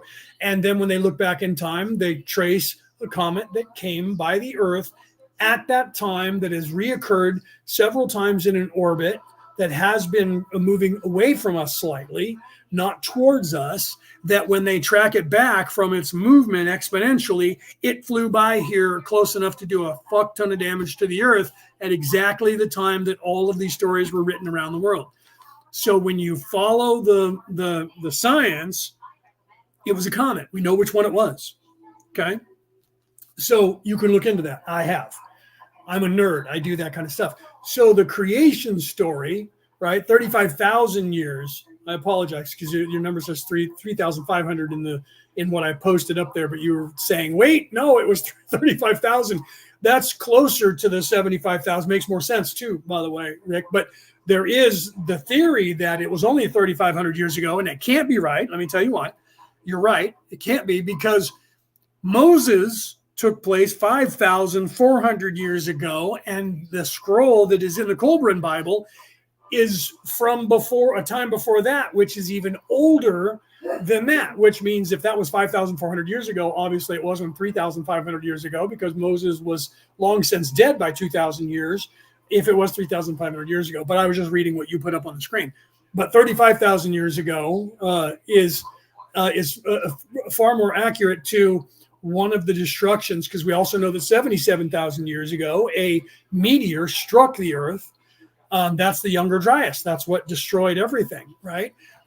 So we also know that further back, millions of years ago, another one, a big one, hit and destroyed the dinosaurs. So we do know that this has happened. So, we could have that happen at any time. Life is that fragile on this earth that we could have a comet hit the earth, a meteor smack into the earth. We could have one come whizzing by and, hit the moon and break into a bazillion pieces and crack the moon and have that shit rain down on us. Who knows? This is a chaos universe. Come on, anything can happen. So worrying about it will have you hiding in a hole for your entire existence. It's just like when I was like 15 or 16, and I went with my father to, I was older than that. I think I was 18. We went to Yellowstone, and I saw the Old Faithful, and I was like, we're in the caldera of a volcano that's a super volcano. And the guides there were like, yeah. And I'm like, and it's overdue for blowing up. So at any moment, this place can erupt and kill all of us off. And they're like, yeah. And I looked at my dad. I'm like, we need to get out of here. This is venting. The Old Faithful is venting from this volcano, which means it's not dormant. It's active still. It's just not, it's not completely active. Otherwise, it would be lava. But it's not dead, right? So it's dormant. So, and now I'm 56, I'm going to be 57. So, right, it's been 30 years and it didn't erupt and kill off half the planet, but it's overdue. Everything in science is so overdue. They say it's overdue because they want money, right? If you listen to everything they said, the Ice Age should have been here 30 years ago. The acid rain should have killed all plants 35 years ago, 40 years ago. The oil was supposed to run out by 1995. We're still using it, still here. Then global warming, the ozone layer was going to be depleted by 1989, and we're all going to die from radiation from the sun. Weird, still here, right? So everything that they've claimed, and then they went from, we were going into an ice age by the year 2000. We were supposed to be in an ice age. And then one day they went from, we're going into an ice age, to the ice caps are melting and we're all going to boil and die and the sea's going to rise and kill us. And the sea is rising exponentially every year. Yet there's in Africa, there is literal baths that the Romans 5,000 years ago carved out of rock that are literally touching the ocean, and the lapping of the ocean waves fills those up. And guess what? They're still exactly the same distance above ground that they were 5,000 years ago. But according to science, the ice caps are melting and the sea level is rising, and they're going to be gone. And the sea level is going to rise some 500 feet. And in 5,000 years, it's not even gone up an inch. But never mind that now. Never mind that. It's global warming and the sea is rising and we're all going to flood. Well, if what they said was true in 1981 or 1979, and the sea level should have risen according to the science at the time, the map of Florida would have Florida currently 3/4 underwater, because the sea level was supposed to have risen. All of most of Louisiana, it should be swampland currently, and it's not. The entire eastern seaboard of the United States of America, including Maine, should be underwater currently. None of that has changed at all in the last 60 years. But they have claimed that it was all going to be underwater in 20 years. 40 years ago, it should have been underwater. What changed? Nothing. Okay. So that should tell you something, but they count on the fact that you have no idea that any of that stuff's around. So the creation stories, Those of us who are theologists, we find them very interesting, Rick, to get back to the native Australian Aborigine creation story, because they're so similar across the earth, that some of science would say there must be some truth to some of them, or they all have been borrowed from one another, but they're different slightly, but they're very similar. So either there's something in the human psyche that the story, or it's based, the story becomes similar, or there's something that's based in the telling of that story, or everybody copied them from one another. So that's what a lot of people say about religion, is that they were all copied from an older scroll, but I don't believe that they were. And that's what I write about in my book. One more commercial, and then we'll get back to Ra. For my book, that's what I talk about in my book, in chapter 3, I think it is, where I talk about the ancient religions and the creation stories and how similar they are, but that it's not because they're all borrowed from one another, because the dynamic has changed. It's because there are people in the world that are unlocking, and have been doing this throughout all of time, that unlock the same exact information. And I'm telling you about that information, showing you in history that all these people in history were talking about that information. And that has been something that the Anunnaki, quote unquote, has been trying to take away from you. And the name of my book is The Reality About Reality, Returning to the Old Ways.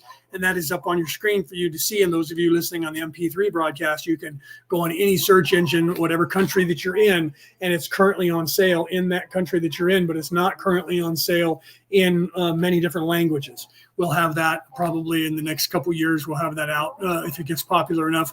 I should say when it gets popular enough, that we'll start translating that into other languages for you. But you can get it on Kindle or ebook and get it translated. And I'm hoping to get that out as well with different languages out there. But you can get it currently on the Kindle ebook, but not the audiobook. And I'm working on getting the audiobook out and getting the translator adapted to that, so that you guys can buy the audiobook all around the world and then hit a button and have it in your language. Okay, so let's continue. I almost was about to hit on accident. I almost hit end live stream.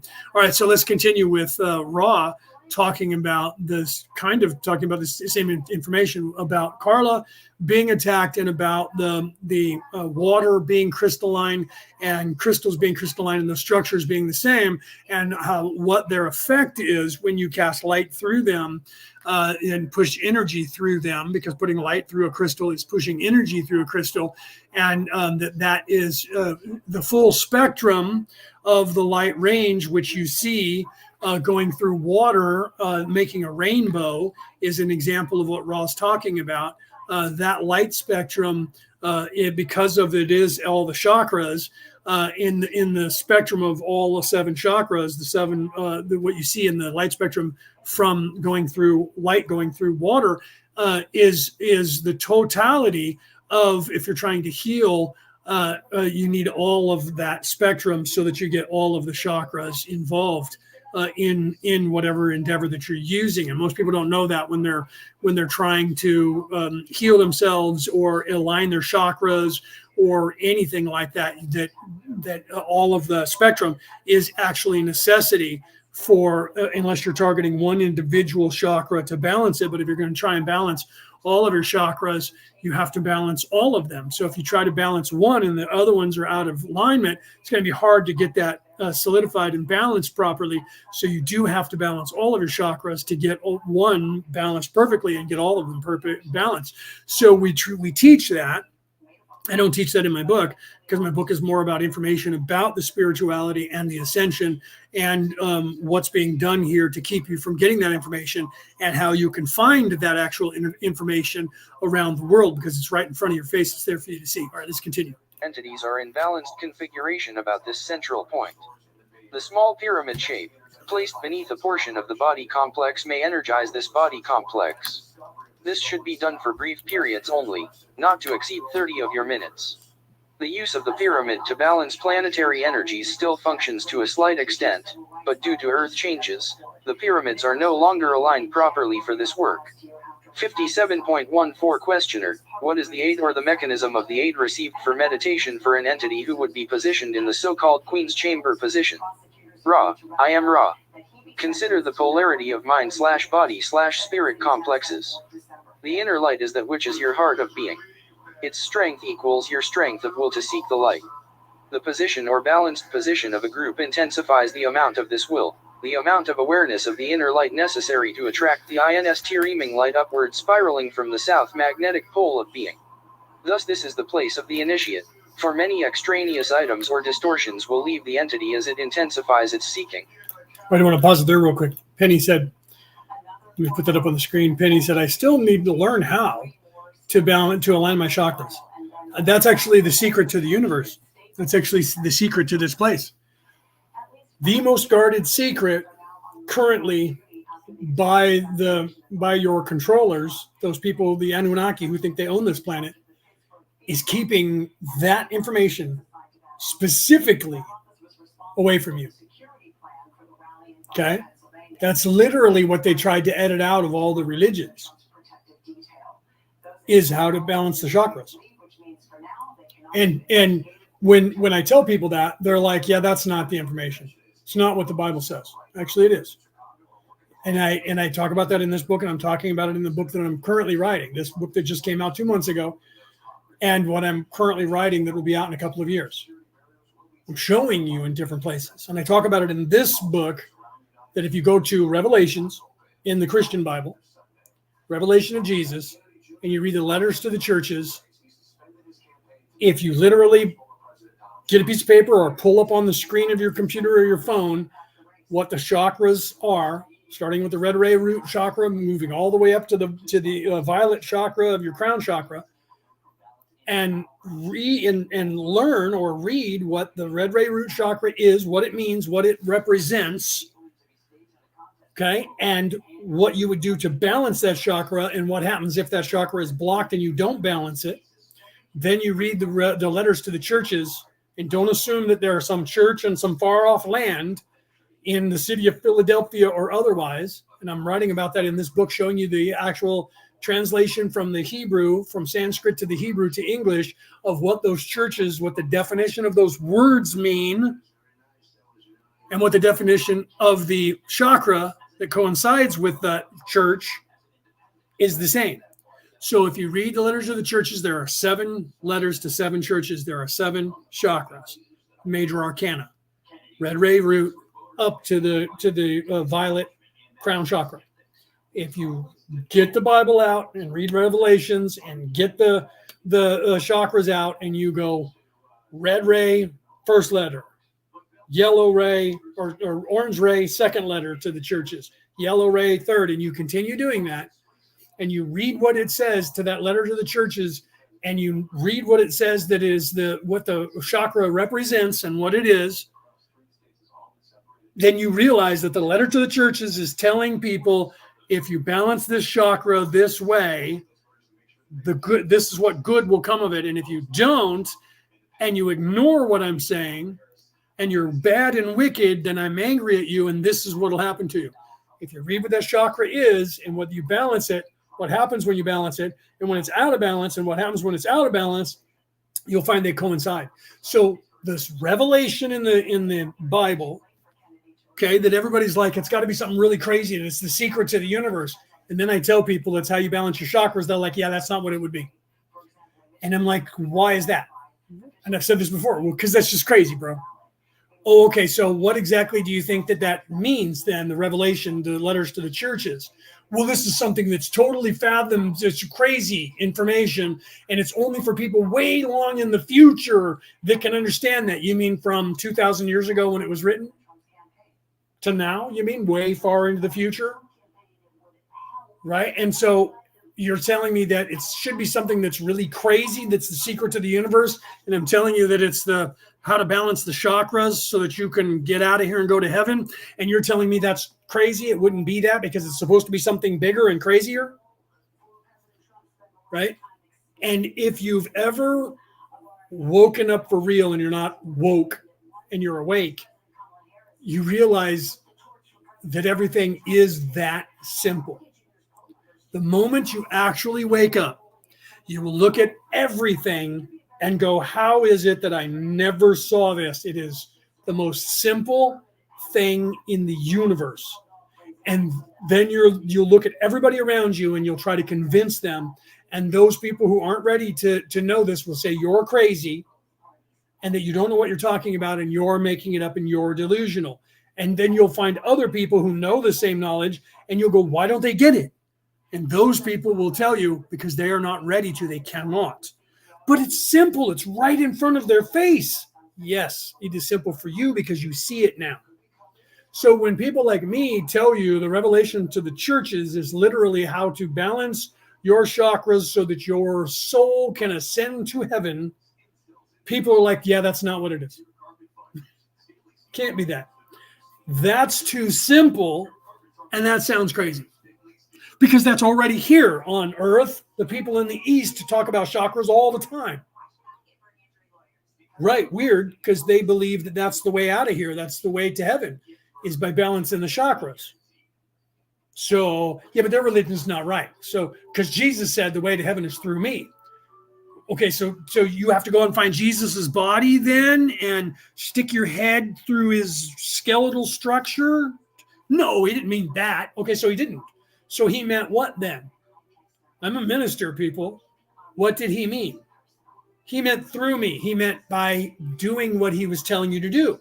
So what was he telling you to do? I'm telling you, he was telling you how to balance your chakras. Nope, that's not what he was telling me to do. Then what was he telling you to do? He was telling me to be a good person and to love thy neighbor and turn the other cheek and to love God and obey God. No, he never said obey. There's no words by Jesus that said obey a God. Never said that. So what was Jesus teaching? What was the way Jesus was teaching you? He was teaching you to not be wicked, evil, and to be in service to others, not in service to self. Sounding familiar?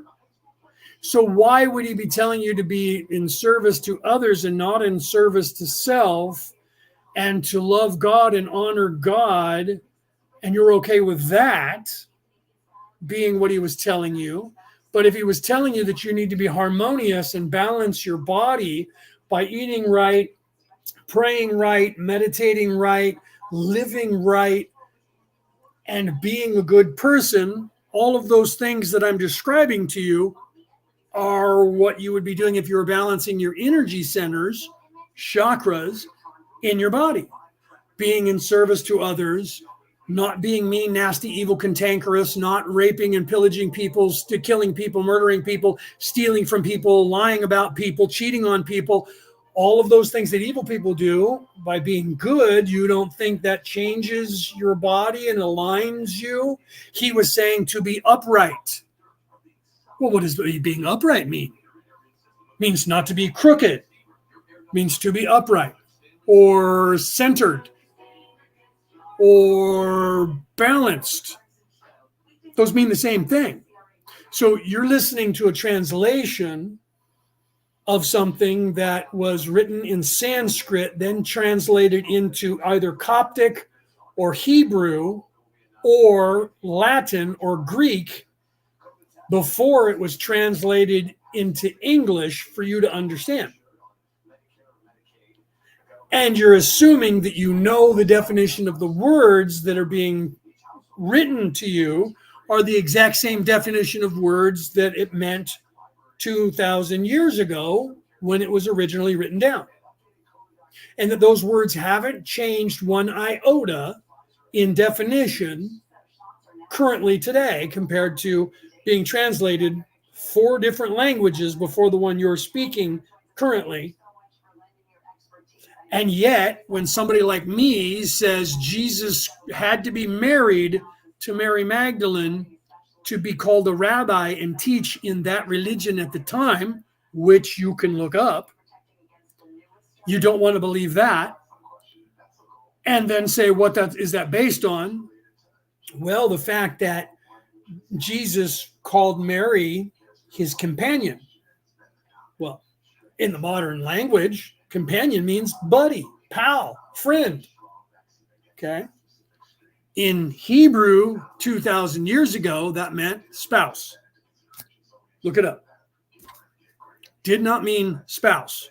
That was the word they used for husband or wife when Jesus was alive. And in that religion at the time, if you were 31 years of age, you needed to be married or there was something wrong with you. So you had to get married. Your marriage was arranged by your parents, by the way. So if all of that was happening at the time, how would they let Jesus even in the synagogue to teach if he did not have a wife and he did not have children or had children on the way? You can look all of this up. I'm not making it up. But see, now you don't want to believe that. But that's true for the time. So if that has changed between then and now, what makes you think that all of the words that you're reading now are identical in meaning to what they were then? Well, it's an approximation. That's the words that they tell you in the New Modern English translation of those words. That it's an approximation so that people nowadays, because it's the way people speak now. Okay. 40 years ago, when I was a teenager, the word bad meant good. That's bad, bro. Dude, that's so bad. Dude, that's bad. Okay, so the word bad, which is a word that doesn't mean good, was taken for a short time in the United States to mean good. So was the word cherry. A cherry in the 70s meant a virgin. Someone who's never had sex before. Then it became really good if something was cherry. Do you see? So just slang terms have changed words in 20 to 30 to 40 years or less. And you're going to tell me that there's been no loss in translation from Sanskrit or Hebrew to Roman, right, Latin or Greek, Coptic, into English and then into modern English in the last 2,000 years? Okay. So I can't possibly know that and realize that the letters to the churches coincide with that, or that the plagues in Egypt, before they added 3, there used to only be 7 plagues in Egypt when Moses was talking to Ramses II about letting my people go during the Exodus. And then 3 other plagues were added onto that about 400 years after Moses. When they were writing it down, some people added it. Well, you know, there was some other things that happened at the time too. So they added the plagues. Originally, there was only 7. Why do you think the 3 more plagues were added to that? Because it was fitting a narrative that they wanted and needed. There couldn't be 7. There had to be 10. Why? Because in the Hebrew religion, there are 10 arcana that make up the tree of life, not 7, because there is 10. So then the tree of life doesn't mean the chakras then, so it can't be that. I talk about that in my book too. Chakras are 7 major arcana, but there is 12 total organs to the tree of life. And on including the Hebrew tree of life, they have actually made it to where there are 12 currently, because they have discovered that it wasn't just 10. So they're adding on over the thousands of years. If you go back to the time of Jesus, in the history of the pantheon of chakras, they didn't know that there were 7 chakras then. In fact, the harmonic resonance of 3, 6, and 9 was not discovered until 1948, rediscovered by the world. And Pythagoras didn't know about it. They didn't know 3, 6, and 9. Okay? People don't realize that. They just assume everybody knew everything for the entire time. So the people who knew about the 7 chakras knew about those. Now, if you go back in time, I remember when people didn't know about the crown chakra. So in this lifetime, in the last 50 years, I'm 56 years old. In the last 45 years on this earth, there was not 7 chakras. They just learned the 7th chakra. But because it's already added, and most of you are not old enough to remember when there wasn't a 7th chakra, you don't know that there wasn't one outside of. And now I have a screensaver on my phone. Let me show it to you. I have a screensaver on my phone that literally, look, here, let's put it up on the camera. I don't know if you can see that color, but look, count those. Red, red, orange, yellow, green, blue. Now my phone turned off. Okay, indigo, and then look. Let me see if I can get the colors to come back again. I got it to come back a second ago. It won't do it. There it is. That's because it's going on. So, but look, there's one above the crown chakra. Is the right here? The crown chakra is right there, and there's a white light above that. There's 8 chakras there.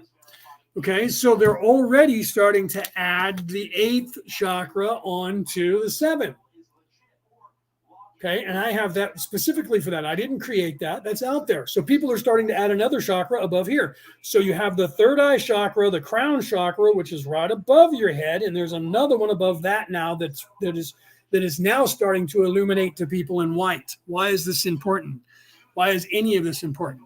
Okay, Kevin, welcome. I didn't realize you were there, brother. Most of the scientists, Kevin's talking now, so let's take a look. Oh, and then he's going to talk about CERN again. Well, let's talk about that. So first thing Kevin said here, most of the scientists said back in the early 20th century that Einstein was a fake, right?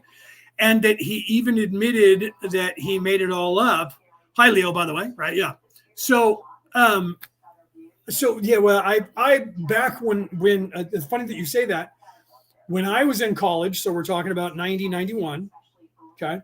When I was in college, I was going to be a physicist, and I was in college, and I said Einstein's wrong. Einstein's theory of relativity is the only thing that was near to anything, and this idea of a tachyon, which we now, I think that Hawking called that dark matter, because they couldn't prove the ether. And that would say that Nikola Tesla was also wrong, because he said that he assumed that ether was mechanical in nature and used that in his equation. So he was able to tap into a lot of crazy stuff. So he was right in his idea of how to tap into this information when he said, think in terms of energy, frequency, and vibration. But ether's not mechanical, but it is a hologram. So if you look at the definition, here's where, like, the definition of words again. In the definition of what a hologram is mechanical. So he was right. So Einstein was wrong, and I said that when I was 18, 19. I said Einstein is wrong about his grand unified theories. E equals mc squared only works because it has to do with friction. Right. So he's not wrong about that equation, but some people say his wife was the one who created that equation. He didn't. So most of what he said, I thought, was made up at the time. So I agree with Kevin that, because he was saying that back in the day, in the 20th century, they said he was wrong. I said that then, and my buddy's father said to me, what makes you think you know what Einstein is saying and that it's wrong? So I said, you probably don't understand what I'm saying. He said, try me. I know a little bit about physics. I didn't realize that he was actually a professor of physics, and that he was that's what he did for the federal government. He was a lifer in the Navy, and I didn't realize that he was really high up in the Navy, and he had just retired, and that he was a physicist until after I had said what my theory was. And he looked at me and he says, "How do you know this? Do you have any idea?" And I said, "Well, I don't have the applied, but let me give you the theory behind it." And he was like, "Wow, that's actually very compelling." And that was at the time when, not too long after that people were saying, and maybe Einstein made that crap up. Okay, so I agree with you, Kevin, and you're old enough, because I think you and I are pretty close in age. We've talked about that before. Okay, so then you went on to say, right, what's happening with the Hadron Collider at CERN? Apparently, they're trying to open portals to entities to come in from a different dimension that we know nothing about. Well, they've been trying to do that forever. If you read, literally, I had a copy, and I can't find it. I had a copy of the Necronomicon because Kevin, I don't know if you and I've ever talked about this, but there's like 5 or 6 different copies of the Necronomicon that are out there, at least 3 or 4 that I'm aware of that are different from one another. And there's one that attributes back to Nebuchadnezzar far more, and it has to do with a lot of necromancy and going into a cave and finding this glowworm and eating it and being able to get control of demons through necromancy. And part of that story that was written was about a map out in the desert, and Nebuchadnezzar talking about the stuff, or was it Nebuchadnezzar? I'm confusing now. No, it's a different name. I can't think of the name of the person now. But he was the one that they got, that Leary got the information from, and that Lovecraft got the information from an ancient book. And there was a city under a city under a city somewhere out there in the desert in Iraq. And down there was a technology and a story about how the Atlanteans cracked the crystals of the earth when they destroyed themselves. And at the time, what they were doing was exactly what people are saying that CERN is currently trying to do. And there's a movie that was made by what's his name? I can't think of his name right this second. See, I'm going from spirituality to movie making now. By the guy that made Ghosts of Mars. What was his name? He made Ghosts of Mars, and he made a vampire movie, and I can't think of his name right now. But I'm getting opposition to telling you this. Wow, this is information that you can know. So literally, Lovecraft talked about. Let me retract. Let me go to that, and I'll get back on track here in a minute. Talked about how they cracked all the obelisks and cracked the sky and cracked everything, all of the crystals on this earth, and why the crystals are all cracked. And you can rarely find crystals unless you get a large amount of crystal that does not have cracks in it and imperfections. They were working, and they tell in that story, unless I was in a different timeline, they tell of the story of these people thousands of years ago in Egypt, and that all of the obelisks around the world were united, and they all transmitted energy to each other. So there was free global energy on this earth. And the Atlanteans were screwing with 3, 6, and 9. They were screwing with the energy frequency and vibration of the earth.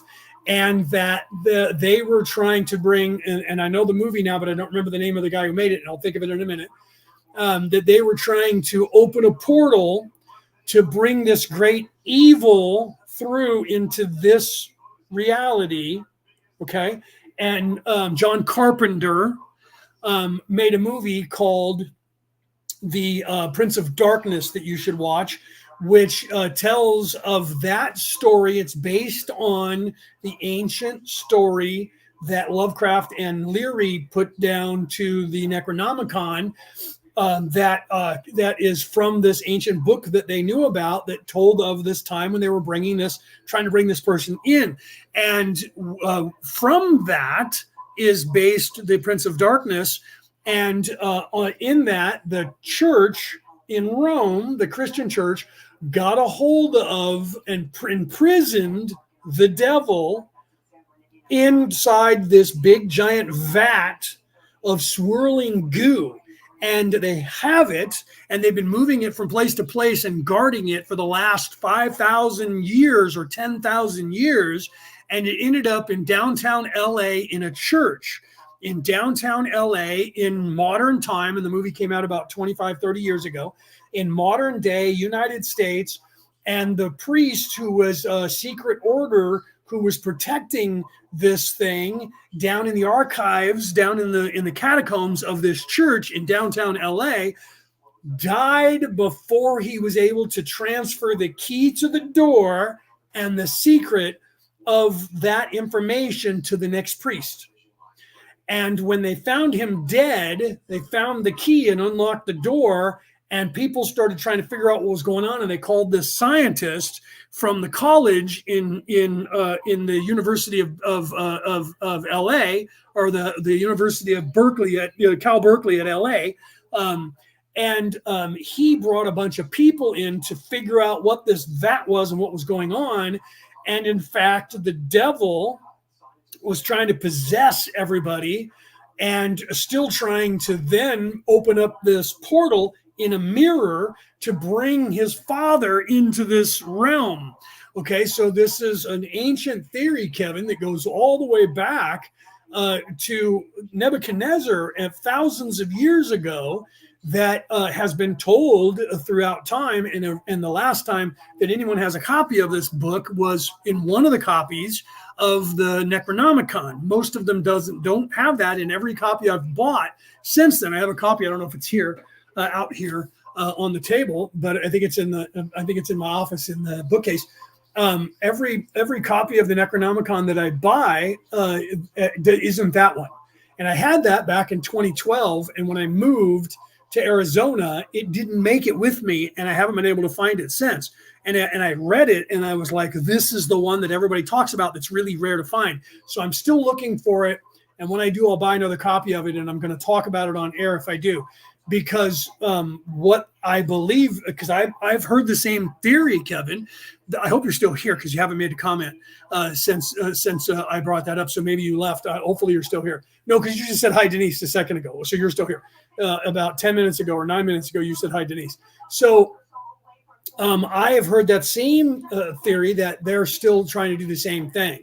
Because if they are, in fact, Luciferians, okay, because all these people say that they're descendants of Lucifer and they're part of this Luciferian team who came here in a spaceship. That would be Atlantis. Not all of the people, because Thoth was not one of the evil people from Atlantis, but that's the war of the gods. And the civil war between the good people and the evil people from Atlantis, when the evil people were coincides with what Lovecraft and Leary talked about from this ancient scroll of the time of the cracking of the fabric of space-time and stopping the Earth from spinning on its axis, or from spinning, and it flipped over on its axis and flipped back upright, and everything has been fucked up ever since. And all of the crystals cracked. And so when people say that Lovecraft and Leary just made that up, it's weird that it actually coincides with actual things that are foretold from the past in scrolls that I have read separate from Lovecraft. In fact, most of the spells that I have read that are in the Necronomicon are in fact real spells from ancient writings that I've read from Dead Sea Scrolls and other scrolls. Okay, so that means that Leary had read the same scrolls from the Mesopotamian scroll. Okay, so, and that was around in 1948. We know that because Sitchin translated the Anunnaki word from the Mesopotamian scroll in 1948 when we found it in the Dead Sea. So that means the Lovecraft and Leary were alive then. So the information that they put down after that, everyone said was just made up from these religions. Well, I've read the Illuma Elish. And when I read the H.P. Lovecraft, the Necronomicon, the spells that are in there are the exact spells that I read from the Mesopotamian scrolls. Okay, so that means that they were copying part of the scroll, and they claimed that it wasn't the entire scroll. Well, I've read the entire scroll, and I know that that's a portion of it. So they didn't make that part up.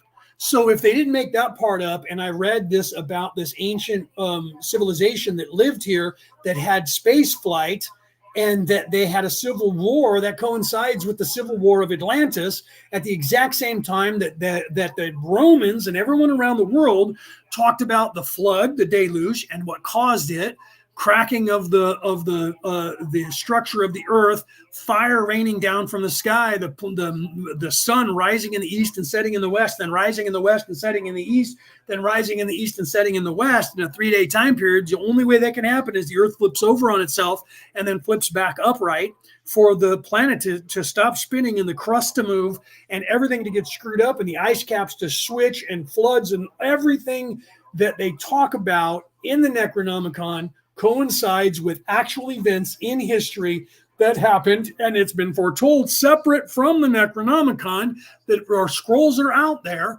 of these events happening around the world in history by many more than one culture.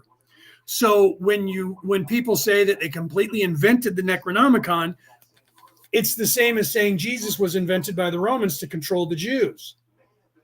Then they had to have been bigger geniuses than anyone could imagine, because what they concocted actually took place on this earth. So if that's true, my point, Kevin, is, and he's like, yes, I'm still here. So if that's true, then what you're saying that you've heard, that I've also heard about CERN trying to do that, would still coincide with Luciferians being in charge of this planet going backwards in time to who their lineage is and to exactly that event by their great, great, great, great, great, great, great, great, great, great, great. I don't know how many greats that would be to go back 10,000 years or so to go back to the deluge, which was what we were talking about. That was somewhere between, possibly as far back as 35,000 years ago. Rick was talking about from Australia, from the Aborigines, that everyone else is talking about, including the Egyptians and the scrolls that left with Moses and all of the Jews that have now ended up in Scotland, and that they have copies of it that they've added to the Colburn Bible that talk about the same destroyer of worlds, that talk about the same thing happening, Thoth, the Emerald Tablets of Thoth, and what the date of that is, and and if you've read the Emerald Tablets of Thoth, and then what Hermes wrote about after that, that go back, and the Egyptians claim that Hermes, a lot of people now, they claim Hermes was Thoth, but if you go back and you talk in antiquities, they say no, that Hermes had the emerald tablets, and that was from Thoth the Atlantean, and that maybe he was the same soul reincarnated. That's very possible, because Jesus in the Jesus Factor happened to 11 times prior to that with the exact same things that Jesus did. So if you say that the Jesus human, the soul in the human body, was the same soul, it is not unlikely that Hermes was one of those guys, and so was Thoth. And if that's the case, then the same person has come through 12 times on this earth to give us good information on how to find our way to heaven. But there's also, on the other side of the coin, evil people that have come through that are trying to bring somebody really nasty and evil into this dimension, across dimension. And everyone tries to say that, well, that's just from hell to here on earth. But what if it is from another dimension that is similar to this one, where some great retractor, some evil person is ruling there, and they're trying to open up a portal to get that person out of that prison and into this freedom of this world. And then when you look at the Hebrew, Western Judeo-Christian ideology of the Hebrews, the Muslims, and the Christians, that they all foretell that this planet is a prison where it is hell, where the devil is locked up in, and that devil is supposed to be released on the earth for a time, which suggests a beginning and a middle and an end, and that currently we're in the time when the devil is ruling this earth. That also coincides with all of these things, when they were taking place, when they are taking place now, when they did, when they are, and when they will, the beginning, the middle, and the end, that also coincide with the same legend of somebody evil trying to bring somebody that's in a prison, physically in or on this planet, out of that prison. And now we have rumors that CERN is doing exactly that. Is that based on those theories from people reading the Necronomicon, and it's not actually being done by CERN or the Luciferians? Or are these legit whistleblowers that are telling us of a storyline that goes back thousands and thousands of years, that was part of a civil war, part of a destruction, possibly two destructions of the earth, that we're currently coming out of again with our technology? I can't tell you the answer to that. I could, but you probably wouldn't believe me anyways. But I would suggest that people have been trying to tell you that same story over and over. So I would say that without trying to create fear in everybody, there's a very good possibility that is exactly what CERN's trying to do. And they're also trying to take credit for these timeline dilations that they're not having, that there's not them.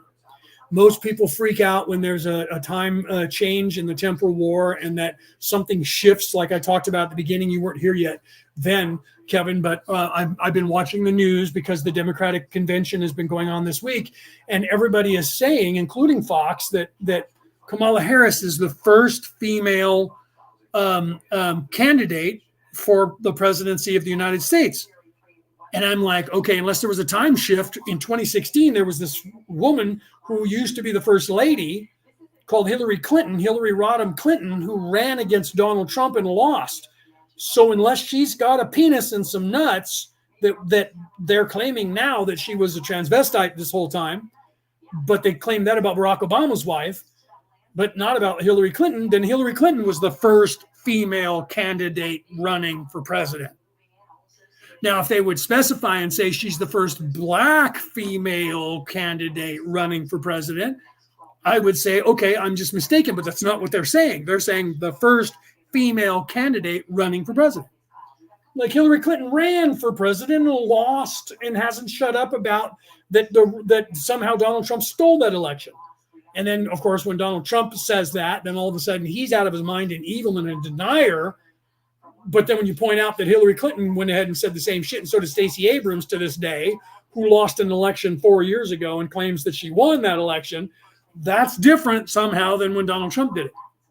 But Hillary Clinton ran for president in my memory and lost to Donald Trump. So I would love for somebody to tell me who Donald Trump beat in 2016 to become the president of the United States if it was not the first female candidate for president. So if there was a change, but there has been changes that they call the Mandela effect, and everyone says that's CERN trying to cover that up. I know for a 100% fact that none of those time changes is anything CERN's doing, and they're shitting themselves when those happen because they don't know who's doing them or why. They actually do know who's doing them and why, but they don't want to admit to the world that somebody's doing them and why, because they don't want anybody to know that there is a war going not just in time, backwards and forwards in time and current, but there's also that temporal war. If you look up the word temporal, doesn't just mean time, it means dimension. So dimensionality, reality, and time. Okay, so the changes that are happening that are called the Mandela effect are not being done by CERN, but a lot of people want to like freak out and go, oh, it's CERN that's doing it. No, it's not. I'll tell you that it's not, because I know, because I'm part of the team who's working to fix this, because there was a time shift when they did evil shit to the planet and cracked the earth and flipped it over on its axis. And that's why they were stranded here, because there was a civil war and they lost the civil war and the good people left with the spaceships and stranded the Luciferians down here with zero fucking technology. And they've been stuck here ever since. They had to breed with humans, but they have controlled the world, and their descendants are in charge in every country and have been for at least 5,000 years and possibly longer. And that's been proven in 2017 by the Above Majestic. And that was based on a little girl that they didn't know anything about, who proved that Barack Obama was related to every president in the history of the United States except for one. And Donald Trump is related to them. And so is Hillary Clinton, by the way. They're cousins. And then they extrapolated from that and said, how far does that go? In 2017 or 2016, 2017 was when the documentary came out, Above Majestic, and they showed you in there that all of them are related, and that goes all the way back to the Atlanteans, the Luciferians, the elongated skulls that they've been trying to hide. So these people have been stranded here, and their DNA has been bred out because the human DNA is a stronger DNA. So they did not create us, because if they did, they would have made sure that the DNA of the monkey living on Earth is not stronger than theirs, and they would still have the elongated skull and the large brain that they claim they have, which they claim, the Illuminati, the Anunnaki, the Luciferians claim that it gives them a higher IQ. Yet none of them have a larger than average large skull compared to their ancestors 1,000 years ago did and do. So that means that the human DNA, the monkey DNA that they created, is somehow the dominant strand and has bred their genes out. So that tells anyone in a scientific way that the Anunnaki did not create the human race, because we would be a subspecies, and if they bred with us, they would not breed their own DNA out because they would be superior like they claim. The fact that they have been stranded on this earth for about 10,000 years, and you cannot tell the difference between them and us anymore, except for they claim the lineage because they've been writing it down, but their IQs are no bigger than anyone else's, okay? But they claim that they do have a superior IQ, and I'm telling you they don't. And I'm telling you that when you look at those people, they do not have any things that make them that much bigger. Why? Because you're looking at one. My DNA is their DNA.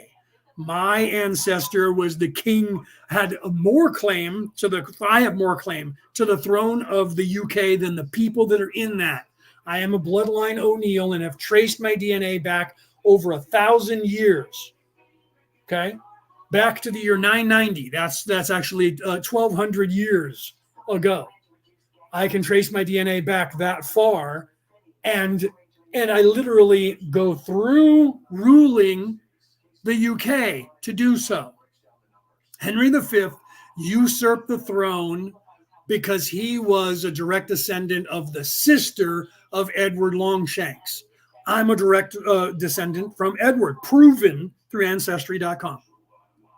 But because there was no one that they considered alive at the time, because my family was in hiding from them because they were trying to kill us, hunting us so that they could take the throne, Henry V took the throne and went to war against his uncle with his other uncle after his father died. Okay, and you could look that up in the history, or you could look it up in the books done by what's his name, the poet, and you could see that happened in real life. So the people who are in charge currently have less of a claim to the throne than my DNA. And I'm telling you, okay, that do I look like a elongated skull person, right? So because I'm not in service to self, I am not one of those people. Okay, and they tried to recruit me when I was a kid to become one of those people. Okay, but I'm not. Okay, now do I have a larger than most people IQ? Yes, I do. But and it is DNA. But I'm more human. I've done my DNA test. I'm more Homo sapien sapien from this earth than I am any other DNA. Although all of us have this what they call junk DNA in us. Okay. So all of us have alien DNA that we haven't identified yet.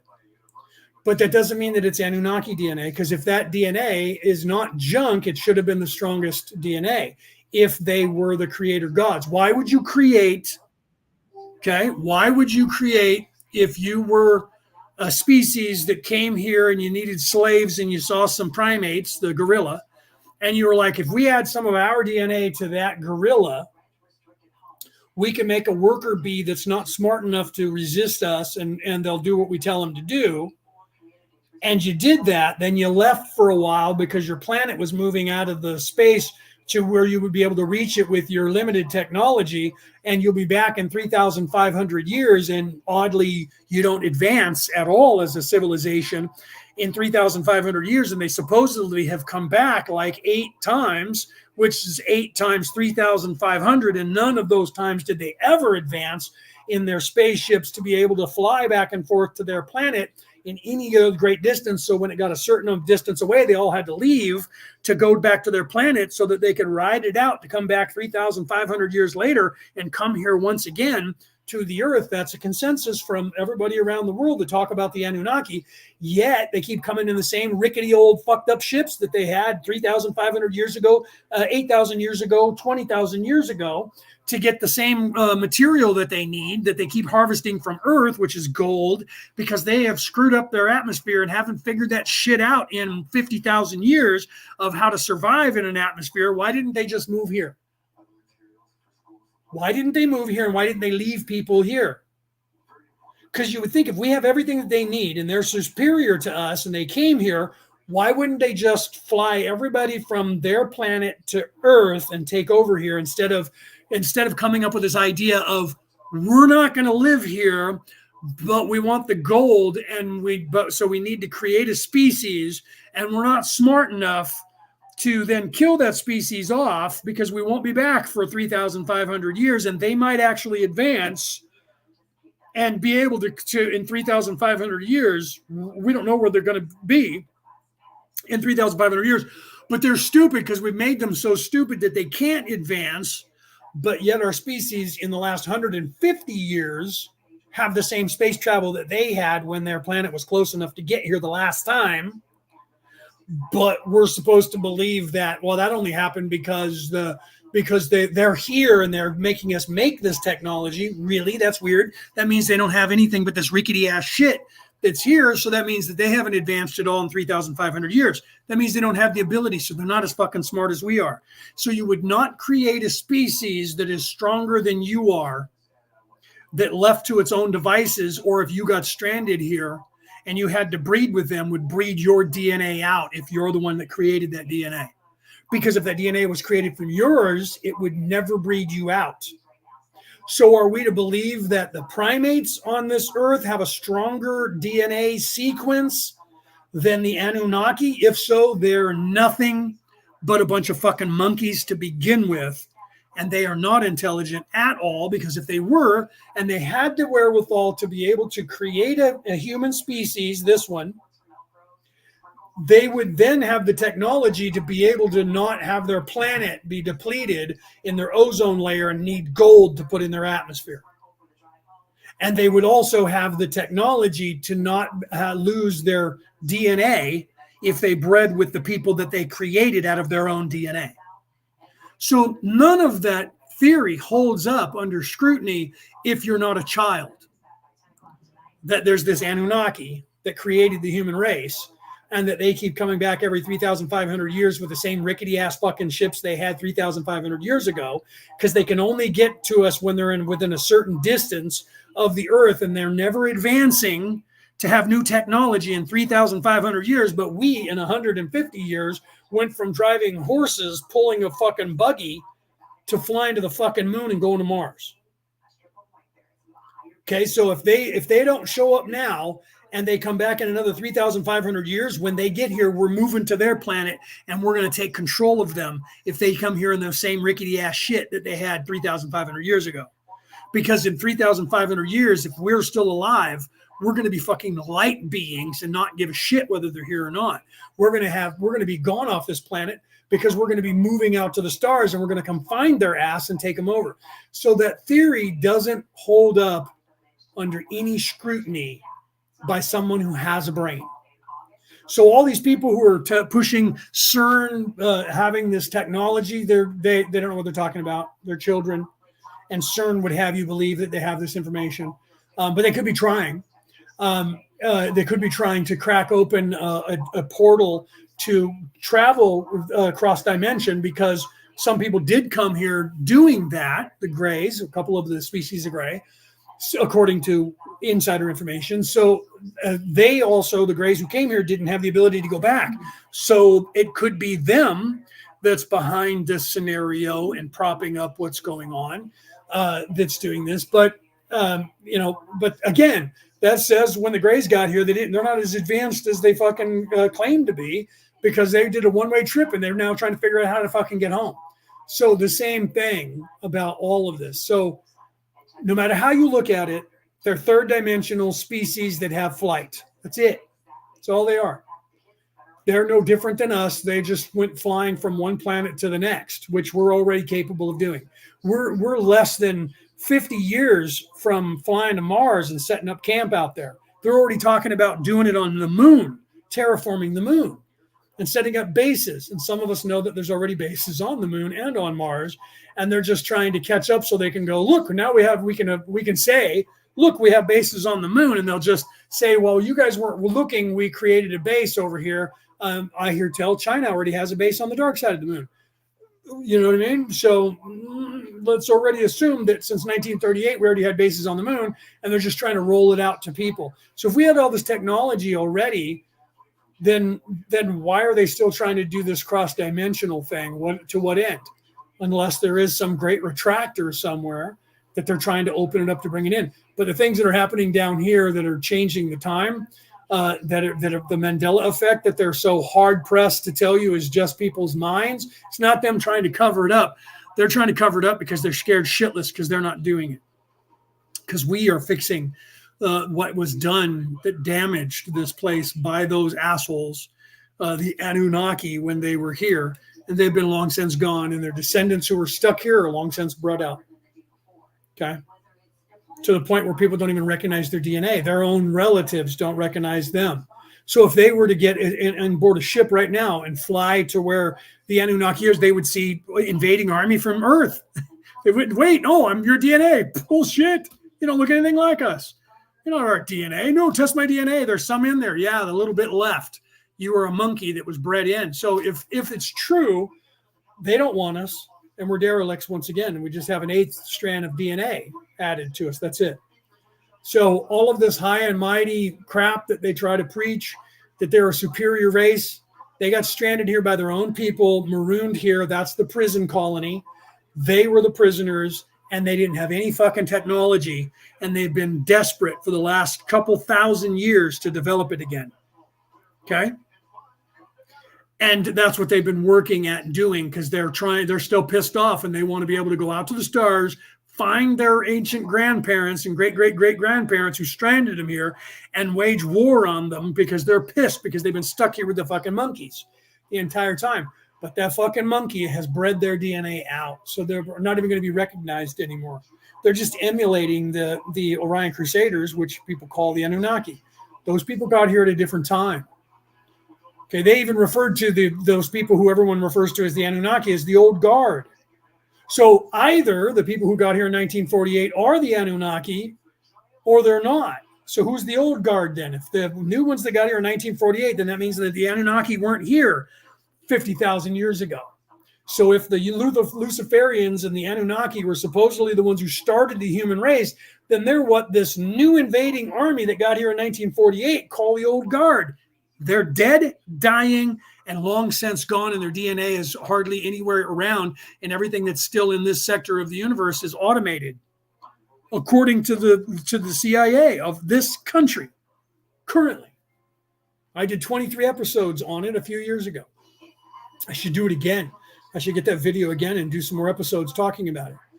Okay, so their theories don't add up, and they're combining different events from different times and telling a story that they're trying to push a narrative that they're in charge and how they're in charge, and they just keep renewing it with the next wave of invasion that comes here. And they try to integrate that story into their prophecy, into their story. But something did happen at a time when there was people who did come here, but those people ran for their lives when my people got here to kick their ass. Talk about that in my book. I'm going to promote that, and then I'm going to go because it's 5:30, right? Yeah. So we'll pick up where we left off here next time. So the reality about reality, returning to the old ways, telling the information that I just talked about and that Kevin was bringing up. I talk about that in there. I call them the controllers, because if I didn't, and I said like I did here, Anunnaki and Luciferians and all that, that book would already be banned from fucking all of their secular controlled websites. Okay, so I call them the controllers. And the knowledge that they've been hiding from you and the knowledge that they've been using against you to keep you here, and what you need to know so that you can stop them from being in control, is in that book. The Reality About Reality, Returning to the Old Ways. You should look it up. It's on sale worldwide, online, currently. I know this because I found it in many, more than 10 different countries, websites I found it on, and everywhere in Europe, and meaning Northern, Western, Southern Europe, on every single country. So other than Russia, the entire Northern Hemisphere, the North American continent, Central America, South American continent, I have found it everywhere, including Africa, including the Philippines. So there is nowhere on this earth that book that you're seeing on your screen, The Reality About Reality, Returning to the Old Ways, is currently on sale, and it talks about that very thing and what's going on and what you need to know to actually ascend so that you can wake up, pierce the veiling enough to realize how to reach up that other 1% from almost halfway that's at the Sistine Chapel with the hand coming down and the other hand coming up. And that the interpretation of all the Bibles and religions currently left on this earth have been controlled by the Anunnaki, which you guys call the Anunnaki, have been controlled by them to keep you from this knowledge. All gods and all religions that were already on this earth when they got here became the evil people, the serpents, the everything, the birds, everything became evil, and only they are the controlling factor, and they are the creator. And that's the modus operandi that Ra is warning you about of the Orion Crusaders. That's how they invade countries. That's how they invade planets. That's how they invade solar systems. That's how they invade every sector of the universe they move into. Okay? They show up and either say there's this evil empire that owns you and you're unaware of it and we're here to save you, or there's this evil empire that's coming here and we're here to save you because we got here first. And if you let us come down and get boots on the ground, we'll save you. And then they take control. Or it's the vampire knocking on the door. You have to invite them in because of free will, which was done in 1948. Or they come down and say, we're your creator gods. So they get here, they change the narrative, and then they paint this picture. That's the temporal war. I've described that. And I don't remember if I described that in my book. I'll find out when I finish it, because I wrote it over a year ago. So it took a year, almost a year, to get from beginning of me writing it. It took more than a year to get it published. Sometimes I wonder exactly. That's why I'm reading it myself. How much did I actually put into this book? How much knowledge did I actually tell these people? So the knowledge that was taken from you and controlled was the knowledge of all of that, how you get out of here. And that's what they've done. They get here, and their modus operandi is they get here and they change things. They tell you they created you, and they get you convinced. And so the way it works when you get boots on the ground is you have to have a past, a present, and a future. So if you come from a place outside that time, when you land here, you have to have a past. So that allows them to change things in the past. That's the temporal war. You guys don't know that that's how it works. So if you come from outside of time and you come down here, then you can change time. And that's what they do. So they have a footprint that goes back further than when they actually got here. Okay. And that allows them to make changes in history. And that's what they did. So it looks like they got here 125,000 years ago. That's not what it actually looks like, but it looks like they got here a long time ago and they didn't get here that far back. But their residual changes goes backwards as well as forwards in the time continuum.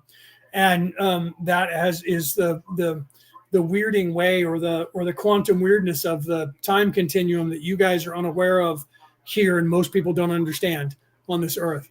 And so because of that, they rewrote history, and so their ancient stories are telling you about these creator gods, and they insert that information, just like they did with telling Zechariah Sitchin that the word Anu meant, that it was not Anu, Na, Ki, 3 words, that it was Anunnaki. And he didn't think it was Anunnaki, 1 word either. He thought it was Anu, didn't translate the word Na, and the word Ki. So according to what everything is based on, Zechariah Sitchin said the god Anu came. What's the word Na? Never mind that, he never translated it. So that was in 1948. So Anu, the god, came to Earth according to him, and that's been proven that he was wrong. That it was actually the word Anu-Na, 1 word, Ki. Ki is come, he was right. Anu-Na doesn't mean the god Anu, it means royalty. Okay? Royalty came to town and taught them stuff, not an alien race. Everyone claims that's what it means. It became an alien race in 2012 when Giorgio Tsoukalos was filming the Ancient Aliens and they needed ratings, and he didn't use the same translation of the god Anu came to Earth. He said those from the heavens came to Earth. Those, a species. Then it became 1 word, Anunnaki, meaning a race of people called the Anunnaki. And since then, the 12 years since then, it has turned into a religion. It has turned into an alien species that has taken over from 3 or 4 alien species, and it is now consuming all gods from the earth in every religion, for the Romans, the Greeks, the Egyptians, the Chinese, the Japanese, and the Iranians, the Iraqians, the Muslims, the Hebrews, and the Vikings. They're slowly changing the narrative and saying those gods were actually the Anunnaki. And it's all these same people in the Ancient Aliens group of people that are doing this. Because why? It sells tickets and it's making money. There is nothing in history that tells that. And the one thing that they claim that is the Anunnaki has been foretold by the people who are the scholars of that language that what they're saying is untrue, but they will not allow that. And the people who own the History Channel, own ABC, Disney, and everybody else, they won't let that play on any of their platforms because they're making a fuck ton of money off of it. Nobody would show up to all the alien cons around the world if that narrative went away, because that's what everything is based on. I know this because I've been a UFO hunter since I was 8, and I'm my group, Ancient Aliens Worldwide, and you know, Kevin, because you're in like 6 of those same groups that I'm in. All of those people are in all of the groups that you are in, that I am in, and that I created, and that you were a part of, right? Kevin knows that. Denise knows that. I think Penny knows that.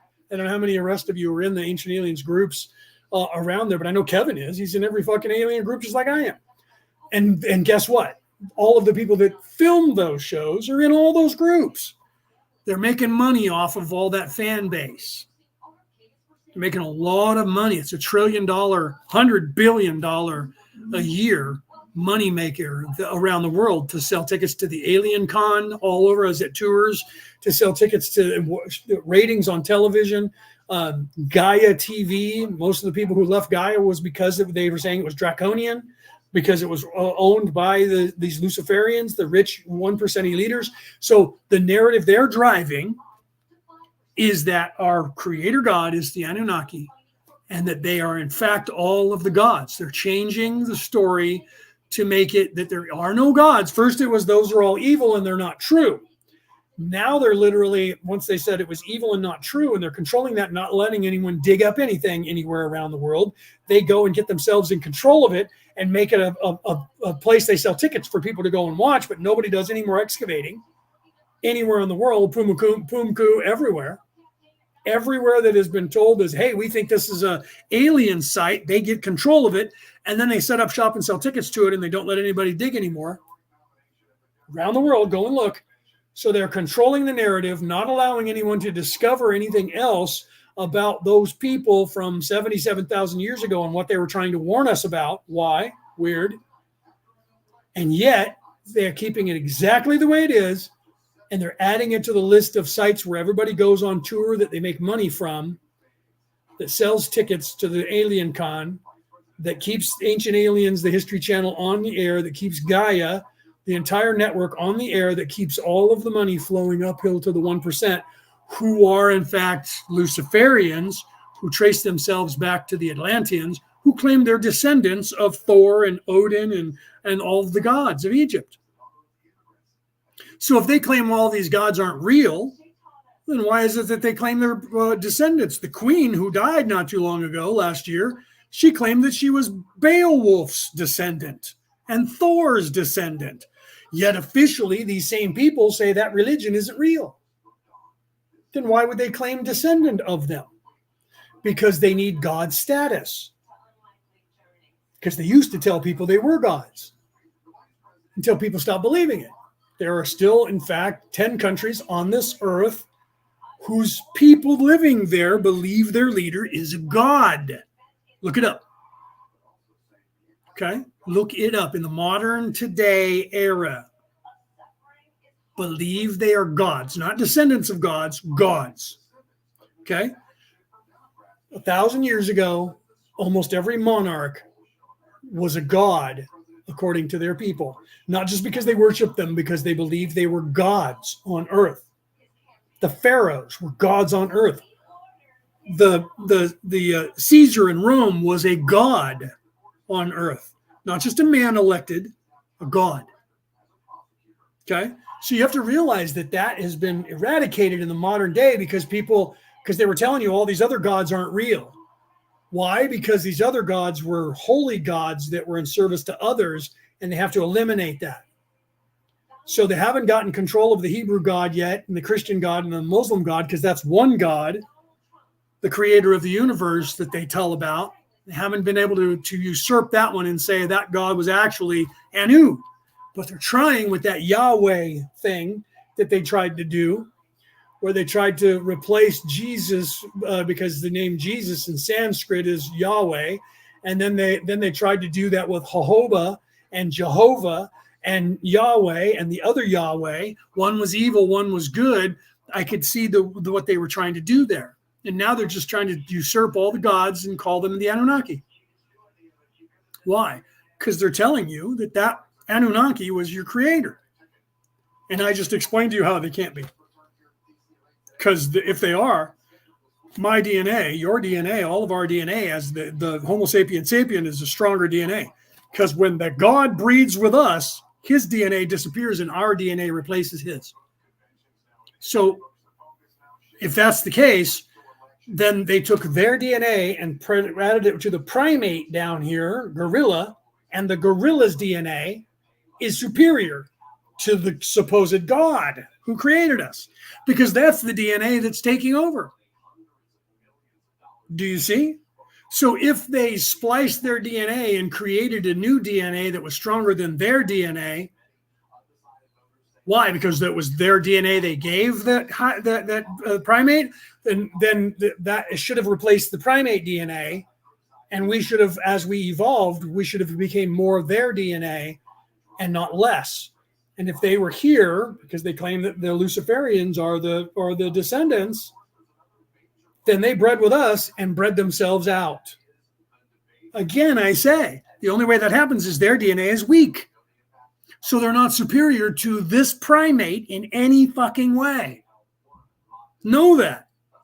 They're not superior to anyone on this earth in any way at all, because their DNA has gone away and our DNA still remains. So the very people who claim they're descendants of these elongated skulls with superior DNA and superior brains, let's measure the brains of some of these people that claim they're of that descent, and let's check their DNA and see how much of it is Homo sapien sapien and how much of it is that junk DNA that is an alien DNA. Because there is no detectable alien DNA. Oh, well, that's the other part of the DNA. That means everyone on this earth has that DNA. Well, that's the one that they use to create us. So they use their DNA to create us, and that DNA is the one that's disappearing. Again, I say, superior Homo sapien sapien. Anunnaki, inferior DNA. So even if they do, let's pretend they do exist, and let's pretend they came here. They're dumb, they're stupid, they have a lower IQ than we are because we're more resourceful and we're creating nothing or something from nothing. We went from horses to an upgrade. Oh, that was when they came here. And well, then that means they've only been here for 150 years because that's when our technological boom started. So does anybody remember when they showed up then? What about prior to that? Because if we've been driving chariots for all this time and our upgrade just happened, that means it literally happened in 1948. So the Anunnaki didn't get here thousands of years ago to create the human race, because the upgrade we got started about 100 years ago. Because 100 years ago, we were a horse and buggy. So something changed in the DNA of humans or our knowledge that is not Anunnaki, that we have made leaps and bounds far more than they could ever make in the last 6,500 years, because they're showing up in their same rickety ass broke down POSs. Okay? Because if the stories are true, so not superior, dumb people. Star Trek had that race of people in the Star Trek, The Next Generation, and those were the ones that showed up and went, we need help, make it go. We need help, make it go. Ship broke, need repair. That's who the Anunnaki is. They didn't have any technology and they didn't have a brain, an IQ of above 70, but they were smart enough to be able to attack people and steal technology to and then kidnap people to make them fix their machines. And none of them were smart enough to learn how to do it for themselves. That character from the Star Trek The Next Generation would be the Anunnaki, if anybody, because their DNA is weak and they did not make any technological advances in the last 12,000 years. If they didn't exist exactly the way everyone claims the Anunnaki did. So if that's the case, they didn't have the fucking technology to come down here and take our DNA from the primate and blend it with any DNA to make us. Because the DNA they chose, they should have gave themselves that fucking upgrade. because the DNA they mixed with the DNA of the primate down here to make us dumbass machine robots that was too stupid that they could be superior of is breeding their fucking DNA out. Okay? Because they don't even exist anymore, and they claim they do. Test their DNA. Let's test their DNA. They want to prove it.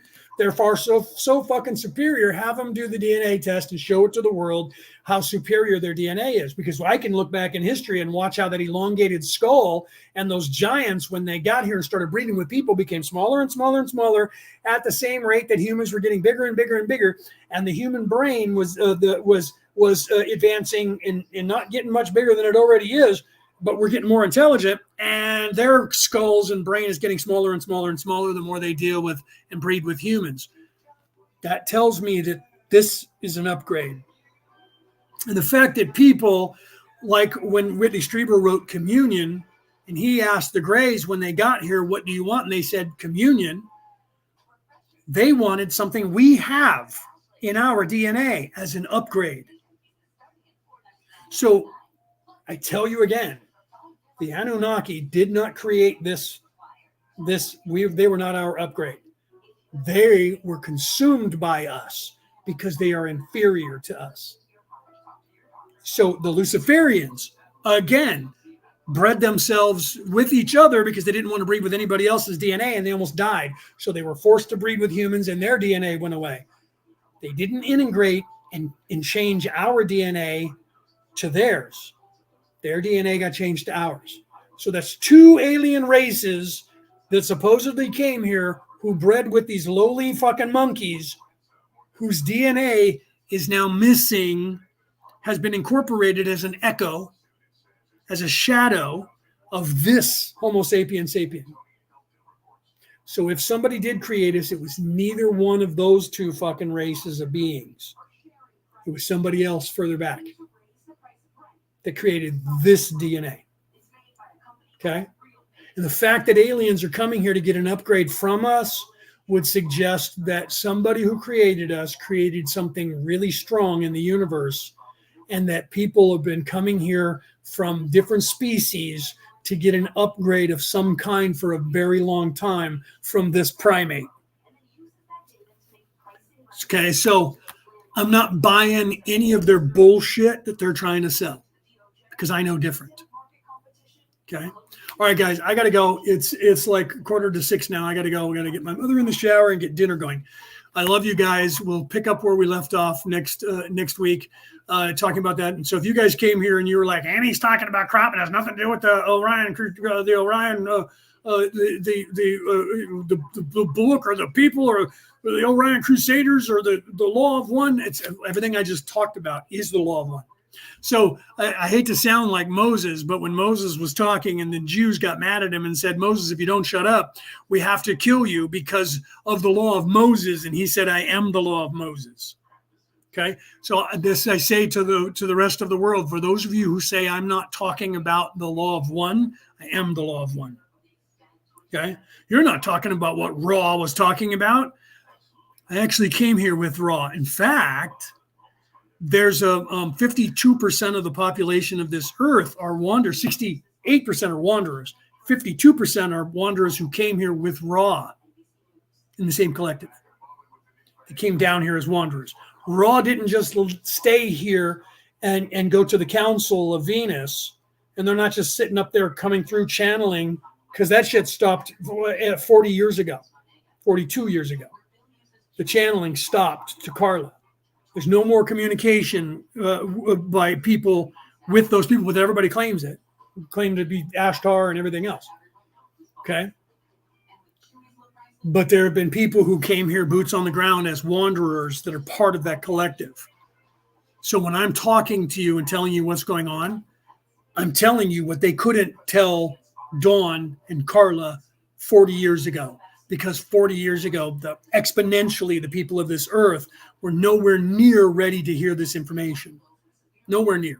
Population of this planet was 2.7 billion souls. Today, it's 7.9. Some are saying it's already at 8 billion. Okay? So 4 times larger than the population before. Of that population, 68% of the population is not actually from here. 68% of the population of this earth are in fact wanderers. 68%. Of that 68%, 51% came here with Ra. They are part of the same collective. Why do you think I named, where's my finger? Why do you think I named my other book Orion Rising and my show Orion Rising? And I'm showing you the pyramids of Giza and the Orion Nebula with the belt of Orion exactly mirroring the Giza Plateau. Why? Because that's where Ra came from, the belt of Orion. Read that in the books. Okay? All right, guys. I love you guys. Read my book. Buy it. Read it. Give it to your friends. Read it on ebook or buy the physical copy. They're on sale, hardcover and softcover, or the e-copy of it. You can get those online everywhere on the planet, on every platform. Just Google it or whatever search engine you use. All right, guys. I love you guys. I'll see you guys next Friday. We'll talk more about the Law of One, and I'll give you more interpretive as to what's going on until we switch to the next phase. And then I won't be talking about the Law of One by playing the Raw series, but I will continue to teach it as I go forward. Okay. So I'm only continuing doing that because I haven't moved into just talking about my book or this information, and I'm still not speaking. I'm going to start doing that, and I'm going to let you guys know that. So you guys should be thinking of questions that you would want to ask, because I do answer questions and interact with the crowd, and I really wish that you guys would have questions that you would want to ask so that we could do a Q&A, because there's so much more information that is available to you guys. And I try to broadly give you everything that I can give you for those of you who are live that can talk in the chat so that I can answer your questions. But some people are just listening, and then some people go, well, he's not talking about the Law of One, so I'm out of here, because you don't recognize what I'm talking about. Right? So I'm going to start changing what it is that I'm saying I'm talking about, so people don't come in with the expectation of I'm only going to be playing audio of the Law of One. Because if you want to hear that, you can just go and play it. They're all over the internet. You don't need me to interpret or expand. That you can listen to 40-year-old information that is giving you what could be given to the Earth's population 40 years ago, or you could listen to what information that people like myself, not just me, but people like myself on this planet who are currently trying to give you the updated exponential information as to what's going on in this solar system, on this planet, in this reality, this illusion that you think that you're trapped in. All right, guys, I love you. I will see you guys next week. Have a great weekend. Good morning, good afternoon, good evening, or good morrow, depending on where you are tuning into this show.